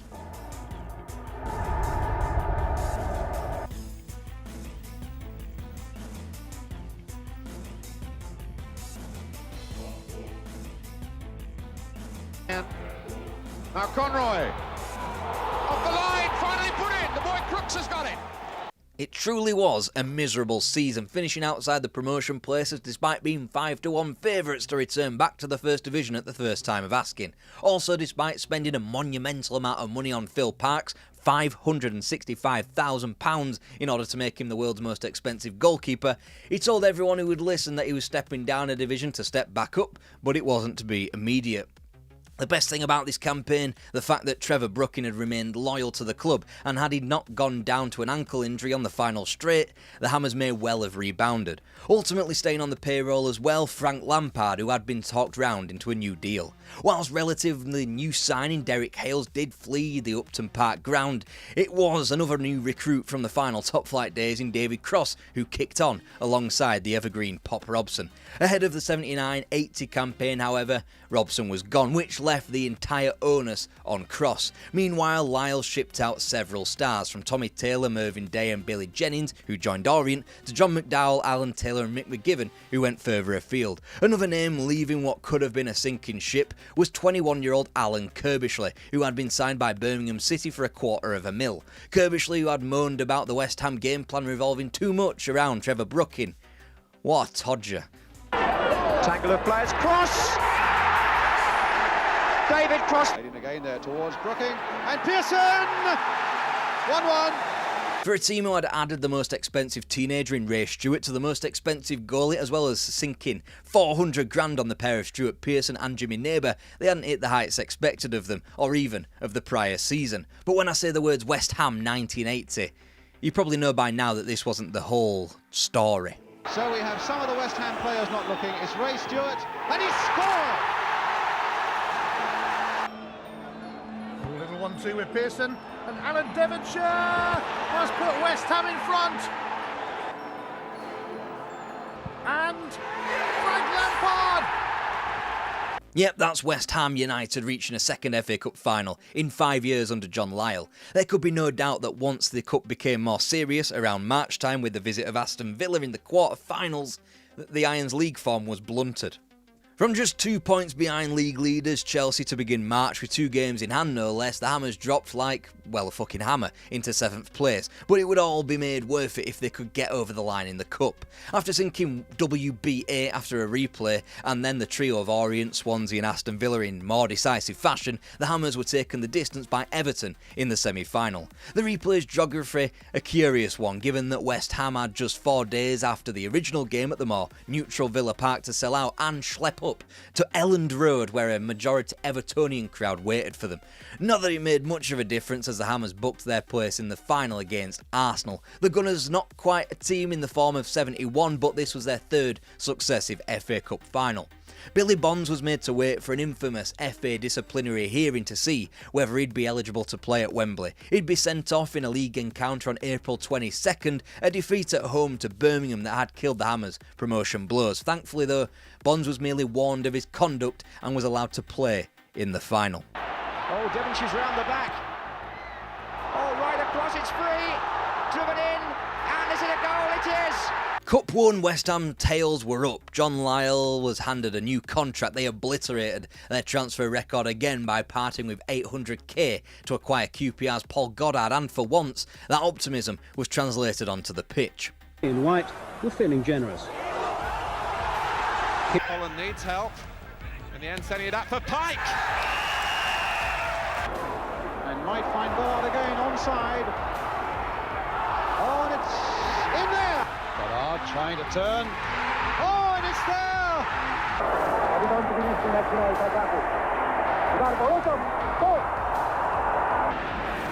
Alan Kennedy's post forward. There's Irwin. Bonds at the back. Martin, and into Alan Kennedy, who puts it in! Perhaps had they not been the generational teams of Liverpool waiting in the League Cup final or Dynamo Tbilisi in the Cup Winners' Cup quarter-final, then they might just have been the world's weirdest treble waiting for West Ham at the end of the 80-81 campaign. 66 points marked the club's record points tally that would stand eternally for a season in which 2 points were awarded. This time a cup schedule that ran up to 19 games was not distracting enough to thwart the Irons from promotion, as David Cross notched 32 goals, a tally not seen since Jeff Hurst in the mid-60s. The club had a trio of England internationals in Brooking, Lampard and Devonshire. They were expected not just to make up the numbers upon their return to the top flight, but to compete as well. And found Goddard, crossed in by Lampard towards Cross, and it was... Oh, Neighbour's right in there. Here's Neighbour coming in on that right touchline. Oh, and it could be there, Martin! Really one man to beat. Yes! And I think... Despite missing talisman Trevor Brooking for the opening salvo of their 1981-82 return to the top flight, West Ham were well within contention of a European spot come the turn of the year. Whilst they were unable to keep that up, they did register a quite respectable 9th spot. In the subsequent campaign, one where Billy Bonds broke Bobby Moore's appearance record, the Hammers went one better, winning 6 more league games and 6 more points, finishing 8th. When David Cross refused to sign a new deal, Lyall moved quickly to replace him, first with the Belgian Francois van der Elst, and then with someone a little closer to home in academy graduate Tony Cottee. In 1984, they completed a trifecta of top 9 finishes. Whilst the prior 2 seasons crashed and burned because of their league form, this time they quite literally crashed mid-season. Alvin Martin suffering broken ribs and Steve Whitten dislocating his shoulder after a nasty collision on the road. The year in general was seen as a changing of the guard. Trevor Brooking retired from the squad aged 35, whilst his would-be successor Alan Dickens would turn out over 200 times. For the Hammers, he was never going to be able to live up to such hype. Also moving out of the glare of the first team were Billy Bonds and Frank Lampard, who wouldn't just yet retired, but they featured less and less. Thankfully, John Lyall wouldn't join them in departing, rebuffing QPR's advances to remain on as West Ham manager.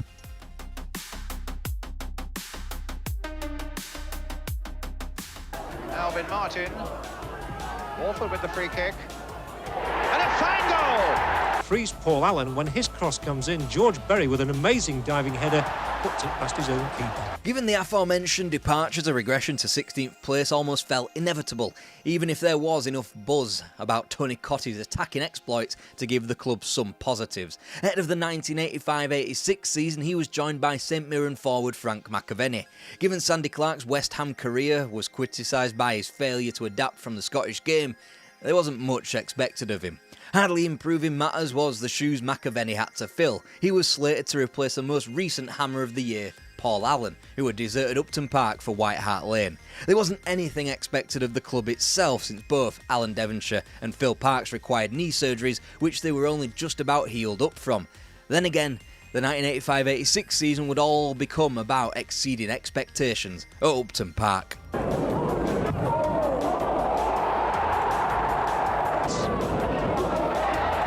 McAvenny's precision are well rewarded. Sounds obscene, but arguably the turning point of the season comes on the opening day against Birmingham City. Paul Goddard's shoulder injury necessitates a rejigging of the lineup. Subbed on was Alan Dickens, which meant Frank McAvenny slotted in up top alongside Cottee. The rest was history. And whilst Cottee's form sagged in the opening weeks as McAvenny's stock rose, after being dropped for a 1-1 draw against Southampton at the start of September, the youngster returned to the lineup, scoring 10 in his next 10 appearances. They'd all gone fucking mad. 18 undefeated in the league, equaling a club record, 9 of which were won on the spin, and now suddenly West Ham were challenging with the likes of Liverpool, Everton and Manchester United for the league. But the reason we have so little footage from the earlier part of the season is because this, the most extraordinary of campaigns, was hidden behind a television blackout for vast swathes of the opening months.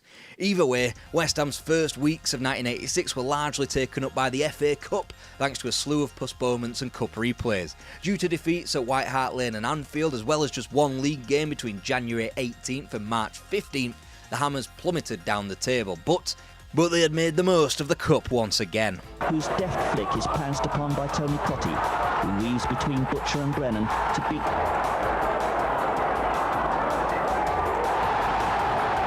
After struggling to 3 replays across 2 wins against Ipswich Town in the 4th round and Manchester United in the 5th, West Ham were finally dislodged by the Owls of Sheffield Wednesday in the quarter-finals up at Hillsborough.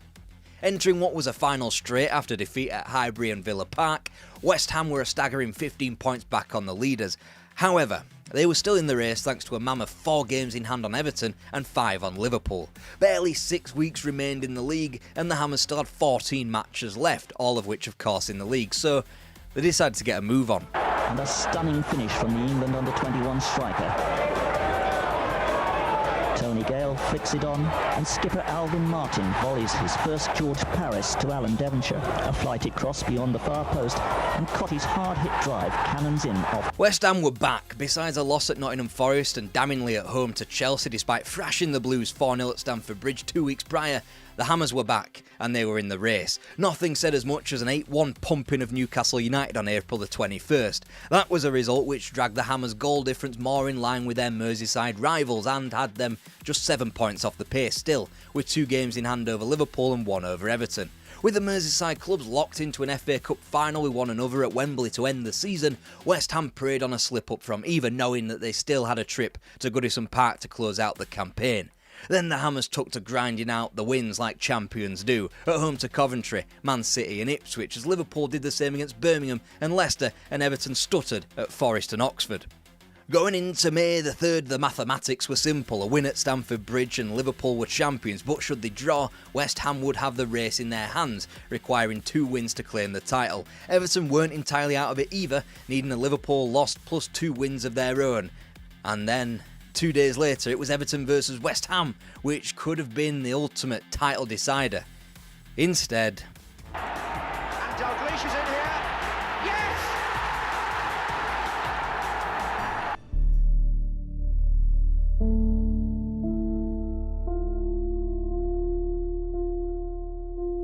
West Ham United had seen Ron Greenwood and John Lyall stitch together a multi-generational odyssey of success at home and on the continent, whilst they botched their succession plan. With the arrival of Harry Redknapp in 1994, they got back on track with a bang. But I'm telling you now, and I maybe now didn't want to say this in front of him, but he will go right to the very top. Right to the very top.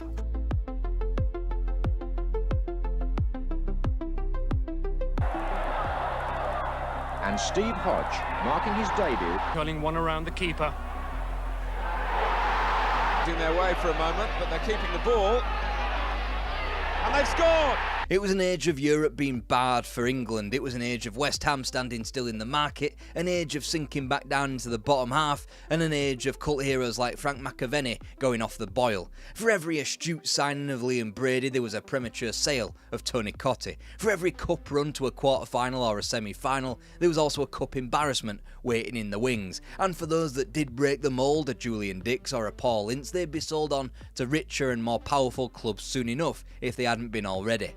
By 1989, West Ham's 9 lives were up, finally relegated and probably deserved to on the basis of bringing Frank McAvenny back to the club for upwards of 1.25 effing million.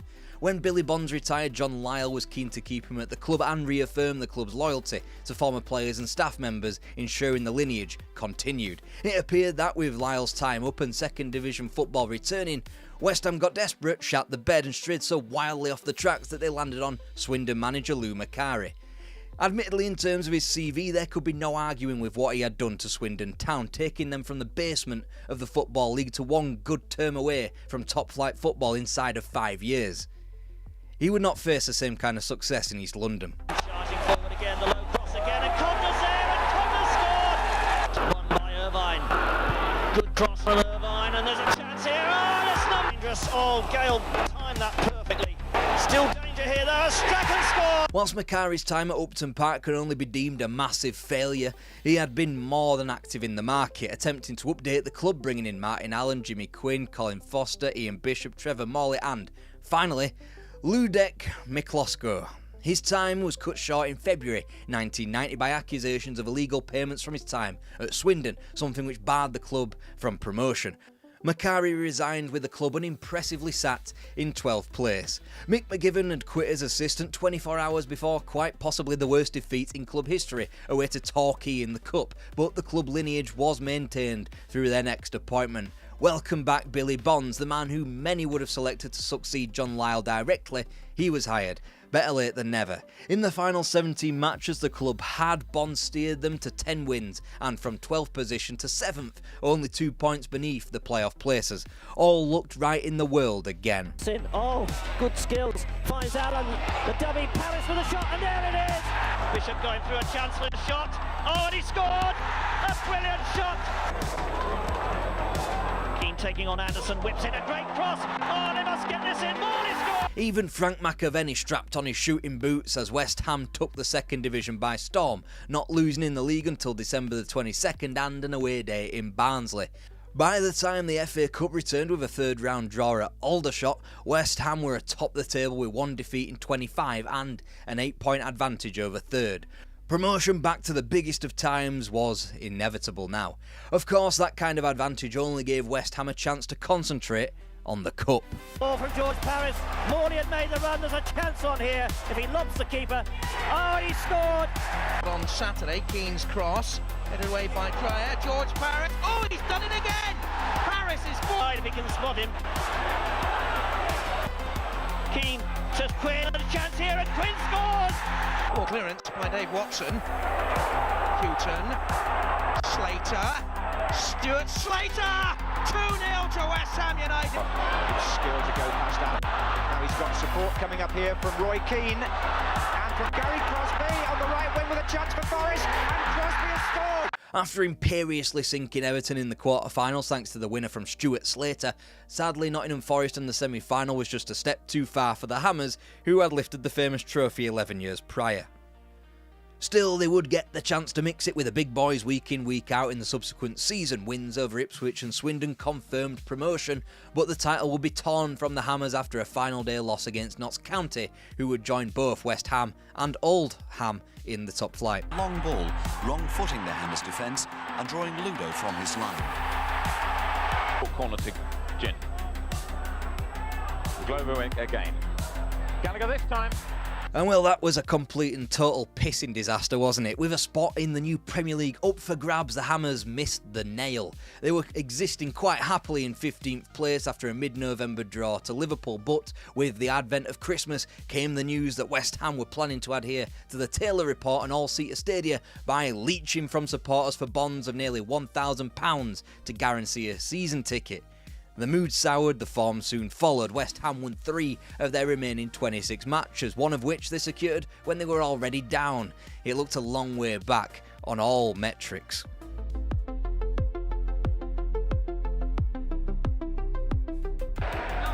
Keane with this corner kick. West Ham still leading by a goal to nil, and the keeper's missed it, and that's 2. West Ham against Sunderland. Keane shot. Keane's goal. Their last game, and here's Trevor Morley trying to get the first in this one, which he does. Look at this from Breaker. Neat play for the West Ham number 2. It's a brilliant goal.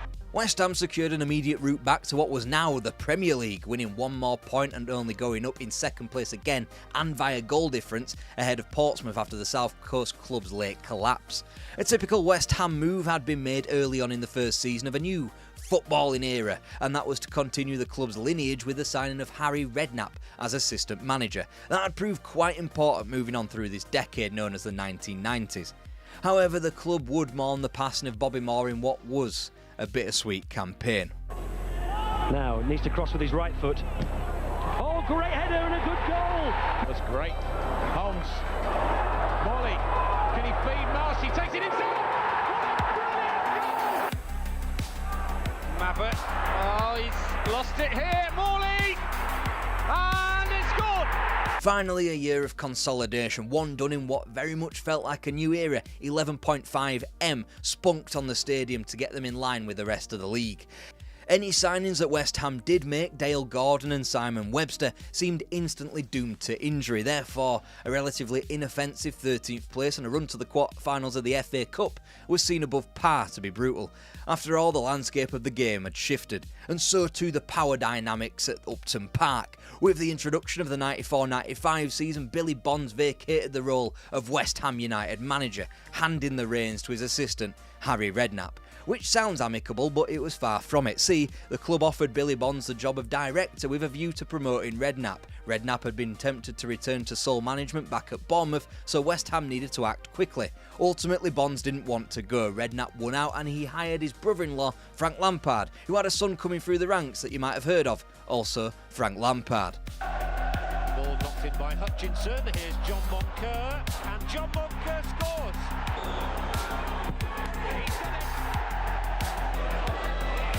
Turn, he can. Good save, Dibble, but the return goes in.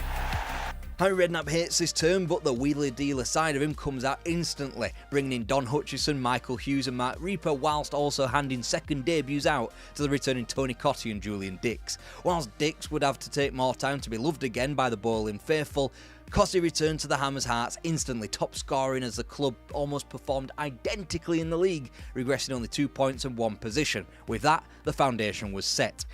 Redknapp wasn't about to change strategically in the market, swooping in for a certain Marco Boogers. £1 million, and he come with quite the reputation as a free-scoring Eredivisieman.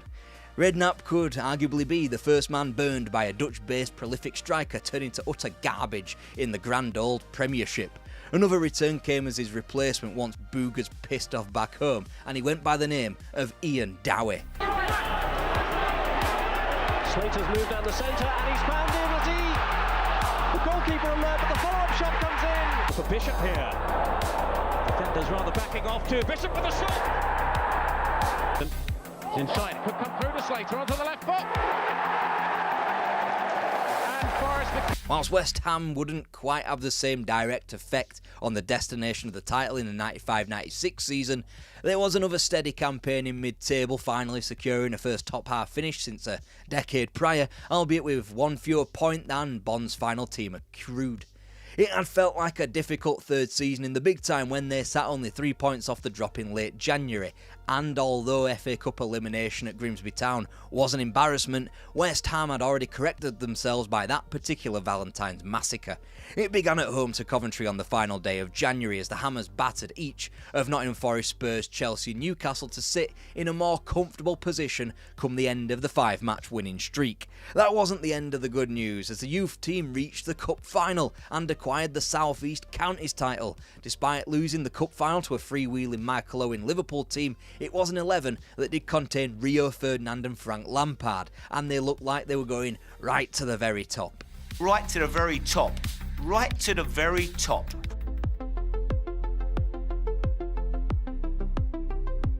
Musto. Now Ravanelli. It's a good turn, good effort. It's Musto, it's Cox, it's 2. Everton the lead inside 10 minutes. That put the home side in control, and a rare mistake by Ludek Miklosko early in the second half left Hammers with a mounting decline. Alright, not quite immediately. It was a season probably characterised best by what had been an exciting summer and the signings of Romanians Florin Rodochaiu and Ilya Dumitrescu turning into absolute dog shit, being sold at a loss of 1.5 million midway through the season as the campaign was quickly stripped back into the mundane.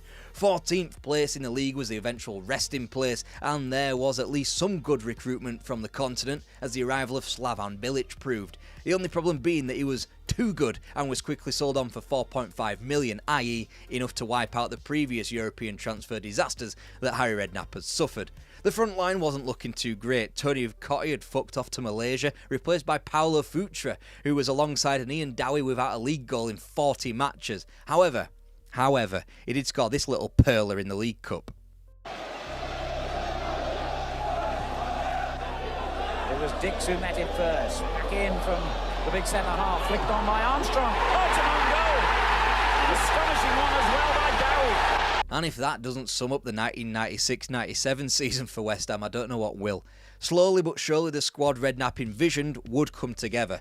With Ferdinand and Lampard making more of an impact in the senior team, they would be supplemented by real forwards in John Hartson and Paul Kitson. Then Steve Lomas came in to patrol the midfield, David Unsworth was added to defence. Eyal Berkovic and Trevor Sinclair provided something more special out wide, and Ian Pearce was acquired to fill the hole left behind by Julian Dick's season-spanning injury. Fans felt so. Hughes. Lazaridis arriving outside of him. And here's Lampard. Oh! Is it too far for Berkovic? No, it isn't. It's Eyal Berkovic. It's his first goal for West Ham. Rather lacking support. Hit the post. Open goal for Hartson. 1-0 to West Ham. Now this was a more hopeful future. West Ham's best finish in the league for 12 years had been matched by two decent enough runs in the Cups. John Hartson was on fire in what was an otherwise middling start to the season, which improved from the club's perspective after Christmas. From a team that had lost 10 of their 19 matches come Christmas Day, albeit well positioned in 10th, the Hammers would focus their minds with a good cup run, losing only 4 times to finish 8th. In the cup competitions, West Ham could at least have the excuse that they pushed the form team in the country to their absolute limits.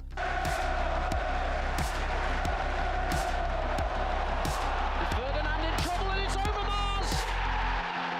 And West Ham at 6s and 7s, caught out by the Dutchman.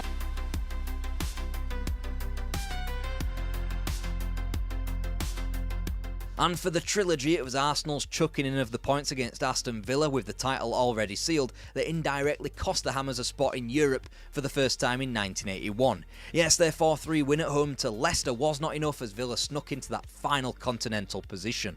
Still, momentum laid with the Hammers, in spite of John Hartson trying to punt Eyal Berkovic's head clean off his shoulders in training and being sold on for $7.5 million.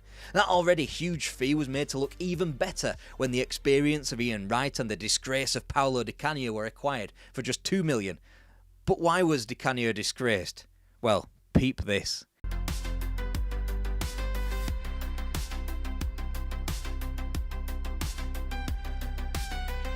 And aside from that hire, Redknapp further bolstered his squad to the tune of Shaka Hislop in net, Neil Ruddock in defence and Mark-Vivian Foe in midfield. The spine was improved, the momentum was now in the building. Well, Sinclair started it. It was the touch from Berkovic. Beautiful slide rule pass from Sinclair and a brilliant finish by Ian Wright. Went here. Ian Wright. And the result was West Ham's second greatest league finish of 5th place in the Premier League. Of course, any team that can win 5-1 one week at home to Derby but lose 5-1 the next at home to Leeds has to be described as imperfect, but they were entertaining doing so. From the scalp of Liverpool taken in September to wins on the road at St James's Park, White Hart Lane and Stamford Bridge, it was quite clearly a capable team. You could argue this kind of finish was only accessible thanks to first hurdle eliminations in the domestic cups. First to Northampton Town in the second round of the League Cup, then in the FA Cup's third round to Swansea City. I'm not sure many Hammers fans would care when it granted them access to Europe via the means of the good old Intertoto Cup. Here against the old enemy for him, Di Canio is onside. And setting it up for Trevor Sinclair, and that one's going to count! He's going to toy with Tuyers here, he's got his cross in, Frank Lampard! 2-0 to West Ham! Teetering on the edge. Wonka slipping it through for one shot, who's round the keeper, and Parlo one shot! Now don't go getting excited and saying it's a trophy won. West Ham would quote-unquote win the Intertoto Cup alongside Montpellier and Juventus, which was essentially just a grandiose way of saying we won a pre-season tournament to qualify for the secondary UEFA competition. Either way, it served a purpose, and no matter how they'd backdoored their way in, West Ham were officially and properly this time in Europe. Reigns supreme, Di Canio. Javier Morgan, the Chilean to follow one shot back. Here's a chance for them again though. And this time they've profited and taken the lead to the... Problem was they just didn't stick around for long enough. And yeah, if you're feeling generous, you could say West Ham were knocked out of Europe by former European Cup champions. But it was hardly Real Madrid doing the slaying, was it? Whilst the club's next cup heartache, third round in the FA Cup at Tranmere Rovers, could be almost described as typical, their next cup elimination in January's League Cup quarter-final couldn't have been on anybody's bingo card. Centre stage again, Paolo Di Canio.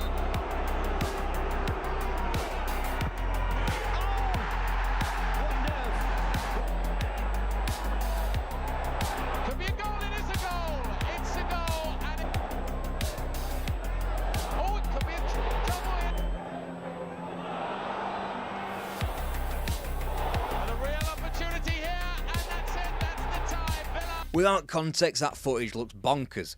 Let me explain. Harry Redknapp had done Harry Redknapp things when he signed little-known 21-year-old Manny Omoyinme. This happened all the way back in 1995, and since he had embarked on a number of loans, the latest of which was to Scunthorpe United, 1 goal in 6 games. Truly heroic stuff. This no different to his previous loans from Bournemouth to Leyton Orient, Dundee United to Gillingham. He wasn't going right to the very top, but nonetheless, upon his loan return, he was in the match squad against Villa. 8 minutes remained of a game destined for penalties.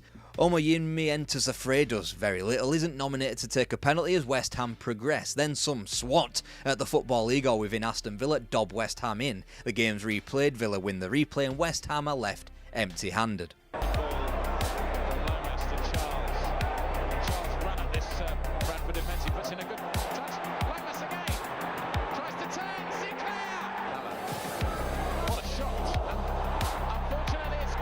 Naturally, one of the next things to do was participate in a slept-on Premier League classic against Bradford City, whilst also shipping 7 at Old Trafford but sticking 5 past Coventry in the latter weeks of what was obviously an inconsistent season. The record books made it 3 top-half finishes in a row, matching the period between 1981 and 84, something that has yet to be bettered by a West Ham team.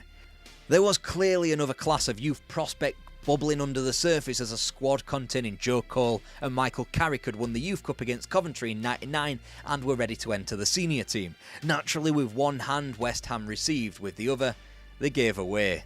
Rio Ferdinand sold to Leeds for a mammoth £18 million. Up front, Freddie Canute replaced Paolo Wanchop. A slew of other players arrived, from Rigobert Song and Christian Daly to Svetoslav Todorov and Sebastian Schemmel. And yet, the 2000-2001 season felt like an end, as West Ham struggled without big names due to sales and, in the case of Steve Lomas and Trevor Sinclair, due to injury. The game suffered, and it was no surprise when Leicester's Darren Eadie popped up to seal victory for the Midlanders. Schuker still. Oh, he's thrown Canute in! Inside. And it's in there!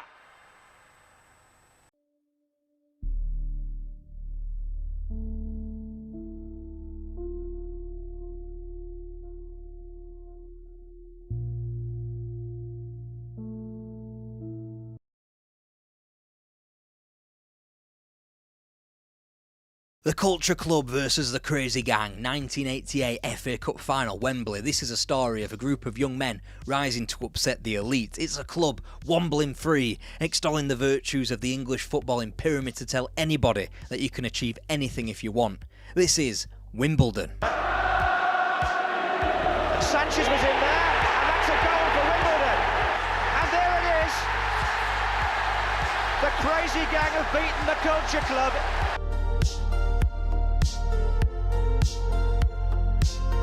Feels nice to start a history lesson relatively late in the day, but this is a story of Wimbledon, an area of the world more well known for its strawberry munching, Pimm's swilling tennis championships and its recycling intensive animated wombles. Like most English football clubs, Wimbledon FC was formed in the throes of the Industrial Revolution off the back of local pupils, but they just simply never chose to take the club national. They'd win the Isthmian League on 8 occasions, the Amateur FA Cup in 1963, before finally they joined the Southern League in 1964. Instantly, Wimbledon were promoted to the top flight of the Southern League, behind Hereford United, who would become quite famous with their exploits in the FA Cup soon enough. That's called foreshadowing. Now Wimbledon were theoretically in a position to enter the Football League, and I say theoretically like that because only 3 clubs had gotten elected since the war. Colchester United and Gillingham in an outrageously generous 1950, but that was only because the 3rd divisions were expanding to 24 teams, and then it was Oxford United's turn 11 years later, again only because Accrington Stanley had resigned from the league. In other words, you had to wait for the Football League to reformat or for another club to die to get elected. So despite making a name for themselves as a handy top half outfit in the Southern League, the Football League had effectively become a closed shop. So much so that even in 1968, when Port Vale were expelled, they were quickly re-elected. There was beginning to be a slight sniff of hope in this respect though. In 1970, Cambridge United finished top of the Southern League and replaced Bradford Park Avenue in the Football League for wholly sporting reasons, apparently. The U's finished top of their league, Park Ave finished bottom of theirs. It was almost like this paradise of promotion and relegation existed for one solitary season. 2 years later though, Hereford United were the next club elected to the Football League in exchange for Barrow. Barrow, who finished above Stockport County and Crewe Alexandra, but they were simply not as popular. Whilst their finances were on their arse, they weren't as popular or fashionable, delete as appropriate. Oh, and they didn't do this on television either. Newcastle. Radford again. Oh, what a goal! What a goal! So in a popularity contest, the mode of success became obvious down at Plough Lane. Go on a bloody good cup run, enrapture the wider public, and then, only then, would the Football League elect you. So in 1974, Alan Batsford took charge of Wimbledon, less than a year removed from defeating Brian Clough in the Cup 4-0. He'd also had the recent experience of taking his Walton and Hersham team to FA Amateur Cup glory. The method now was obvious, the man was now in the building, and Wimbledon just waited for a catalyst.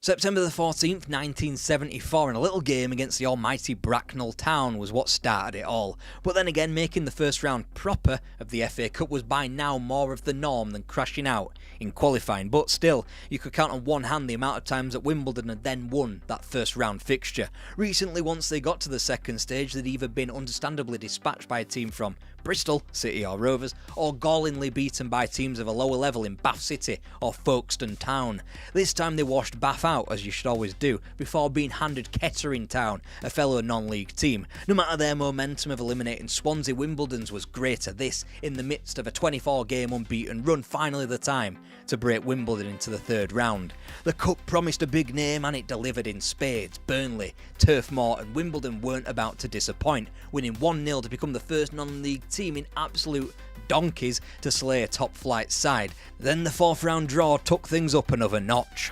To save a penalty by Deadshot, Peter Lorimer. Peter Lorimer, the man that could kill Wimbledon after a brave fight. Here he goes. He saved it. Clark near Mackenzie between the two. Giles. Oh, he got a deflection. Like Leonardo DiCaprio washing up on a beach, the idea was incepted in the Football League's minds. Wimbledon were a big deal. Then they went and proved that in a league concept by winning the Southern League not just once but 3 times on the bounce. The first came 3 points ahead of Nuneaton Borough before the Dons became a little bit more undeniable. 8 points from Yeovil in 1976 as Cup heroics were thwarted in the second round at home to Brentford, and that became 5 points ahead of Minehead in 77. This time though, they would get into the third round of the Cup. Admittedly, it wasn't as glamorous as a replay with Leeds United, but another replay with another top-flight club in Middlesbrough not only pumped money into the old coffers, but was the final nail in the coffin. Now, Wimbledon were a Football League side. With that, Batsford handed the club over. In the hot seat now was Dario Grady. Despite the club having to adapt to being professional and keeping those purse strings tight, 13th place in the 4th division ahead of names like Scunthorpe United, Crewe Alexandra and the mighty Halifax Town was a massive achievement. In the following campaign, Alan Cork was the hero of the cup, grabbing the winner in a replay against Gravesend and Northfleet before prolonging the second round tie against Bournemouth. While Southampton would prove too much in the third round at Plough Lane, it was Cork's goals that helped Wimbledon into third place and up into the third tier at only the second time of asking.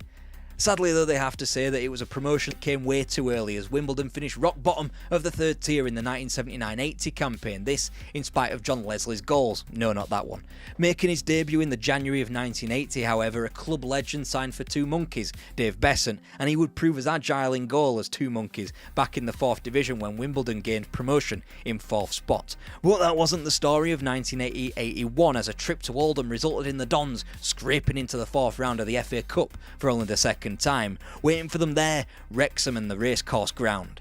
Albeit a second-tier team, Wrexham were definitely a more beatable opponent than their last 4th round foes. Sadly, the Welsh side overcame the Dons. It says a lot that this was described as a missed opportunity. The yo-yo years continued wildly through the new management of Dave Bassett as the club were promptly relegated from the 3rd tier again, although putting in much more of a fight in 21st place. But they'd be back instantly, promoted as champions of the 4th tier in 83, in the first year since their introduction to the Football League that they failed to win a cup game. Midfield, combines sweetly with Stuart Evans, then finishes in style despite Hodges' attempt to clear off the line.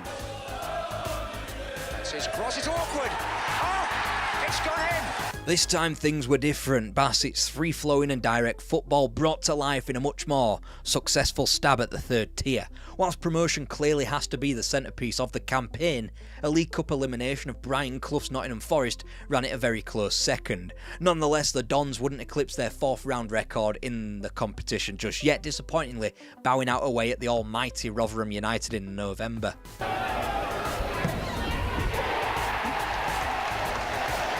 Whilst proving they belonged in the second tier, finishing in a magnificent mid-table position, Bassett once again had the chance to have a go at Brian Clough when the fourth round of the FA Cup came along. After a replay, Wimbledon won out, gaining access to the fifth round of the Cup at the third time of asking. Boot tactic. Downs booted and Stuart Evans glanced in the equaliser.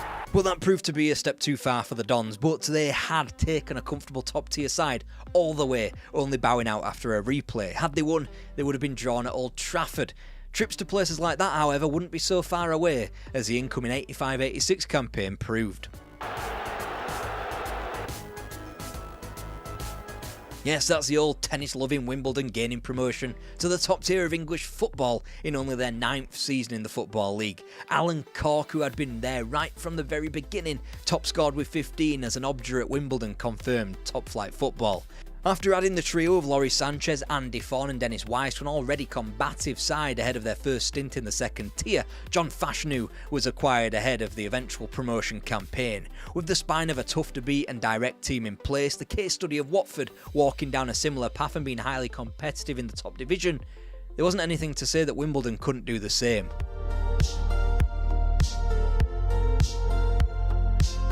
National Glyn Hodges.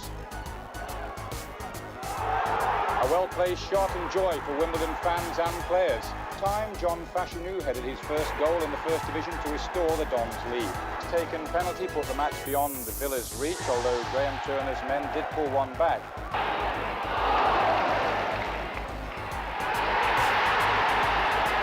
If the opening day defeat up at Main Road was supposed to be this big baptism of fire, Wimbledon simply shrugged that off and won the next 4 league games, all by a single goal against Villa, Leicester, Charlton and the aforementioned Watford. I don't care that the season was only 5 games old, this graphic needs to be made to show just how far Wimbledon had come. They were at the very top of English football. Whilst of course, yeah, that wasn't allowed to last, and sure, they unexpectedly bounced out of the League Cup to Cambridge United at the first hurdle, Wimbledon weren't to be deterred. After winless streaks of 6 and 3 before Christmas where the cynics salivated on each occasion though, Wimbledon simply returned back up the table, unable to be killed. Whether that was a headline-grabbing triumph at White Hart Lane or successive wins against the almighty Manchester United and Chelsea, Wimbledon proved they weren't here to make up the numbers. They'd signed Vinnie Jones because if names like Sanchez, Wise and Fashanu weren't combative enough, have another member of what was being called the Crazy Gang. Match captured by the club's home video.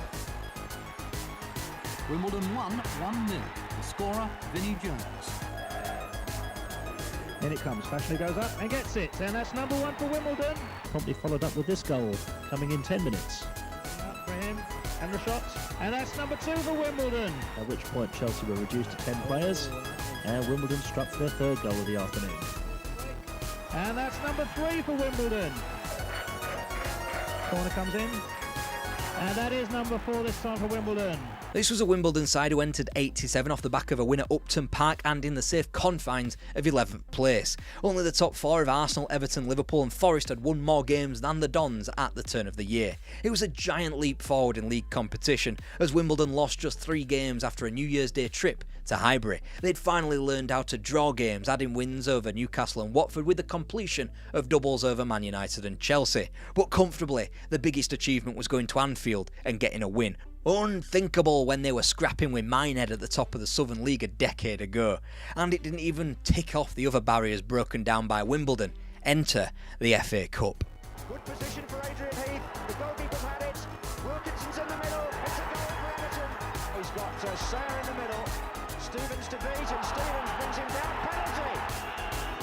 And he went that way. Save. And it's got in, yes. It's Sayer. Good stop. Fashanu for Wimbledon. It's a goal.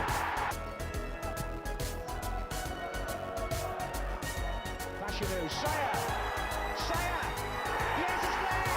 It's 3-1, and surely they've done it now. Looking to get for the byline.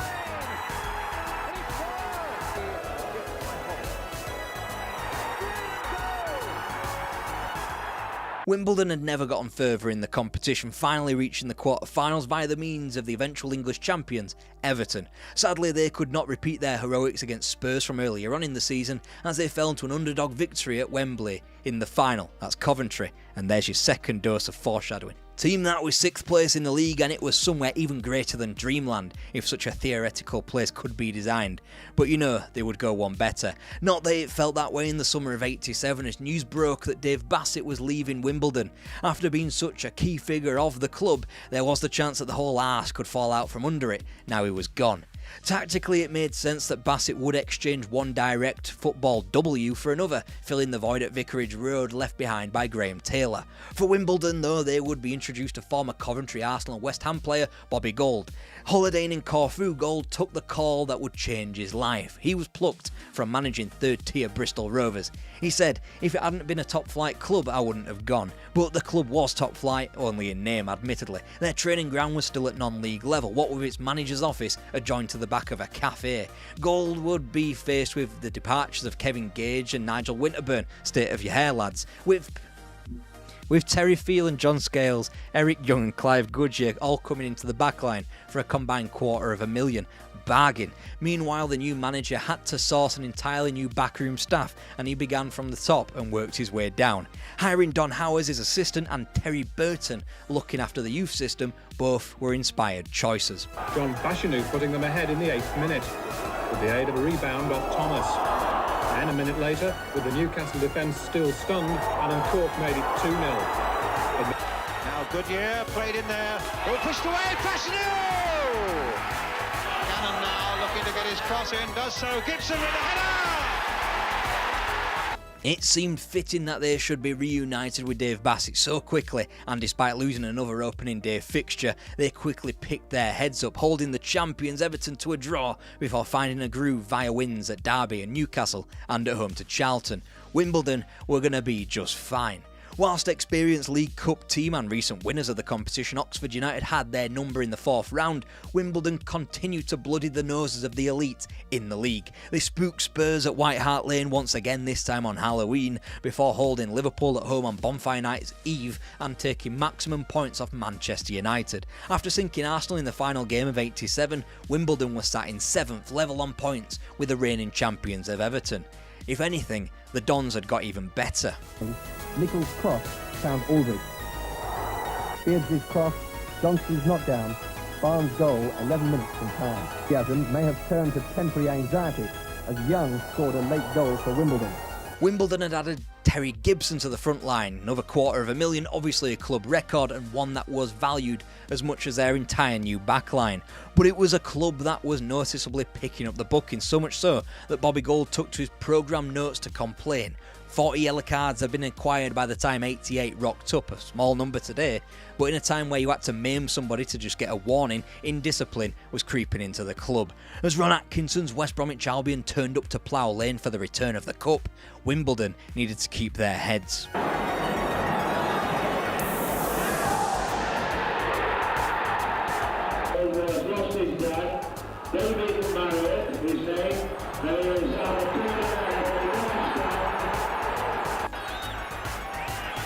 And it's in, and it's off the head of little Terry Gibson.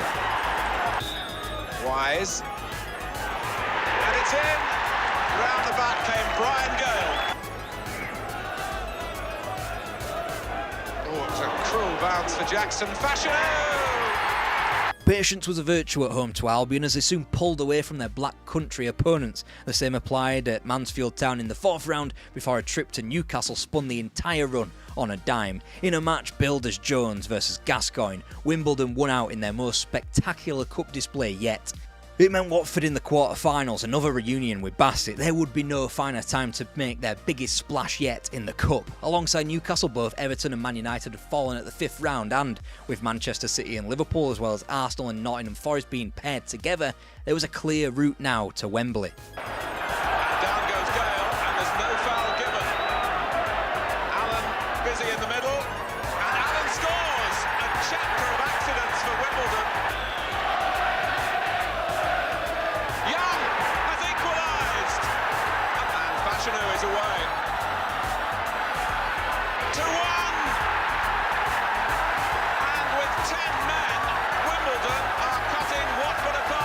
Another barrier had been broken down. The never-before-seen semi-finals of the Cup were on the horizon, and not only that, they'd avoided the big fish of Liverpool and Forest. Luton Town were the opponents at White Hart Lane. The league naturally had become a foregone conclusion. Whilst Wimbledon would win just 2 of their remaining 11 after the quarter-final victory, they lost only 2, maintaining a stable position of 7th come the end of the campaign. But after White Hart Lane, the end of that campaign didn't just end with a final league match. Martin with the flick, Harford! Form further over. Young coming in, so is Fashanu, and Dibble drops it. And the penalty. Get 1-1. And he takes it. Goal. Oh yes! It's Little Eyes. Yes, that's Wimbledon sinking Luton Town in the semi-final of the FA Cup.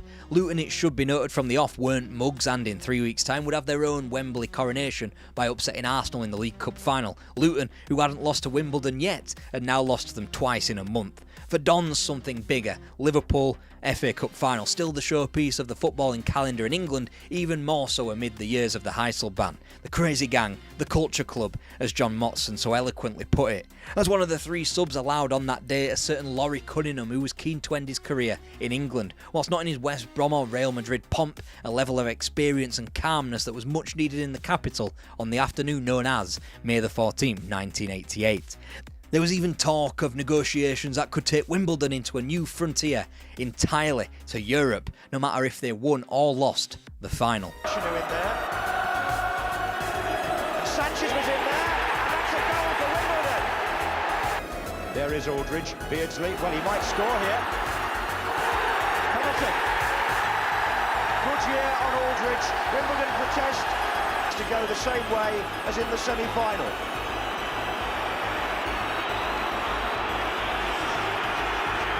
He did, and he saved it, and made history.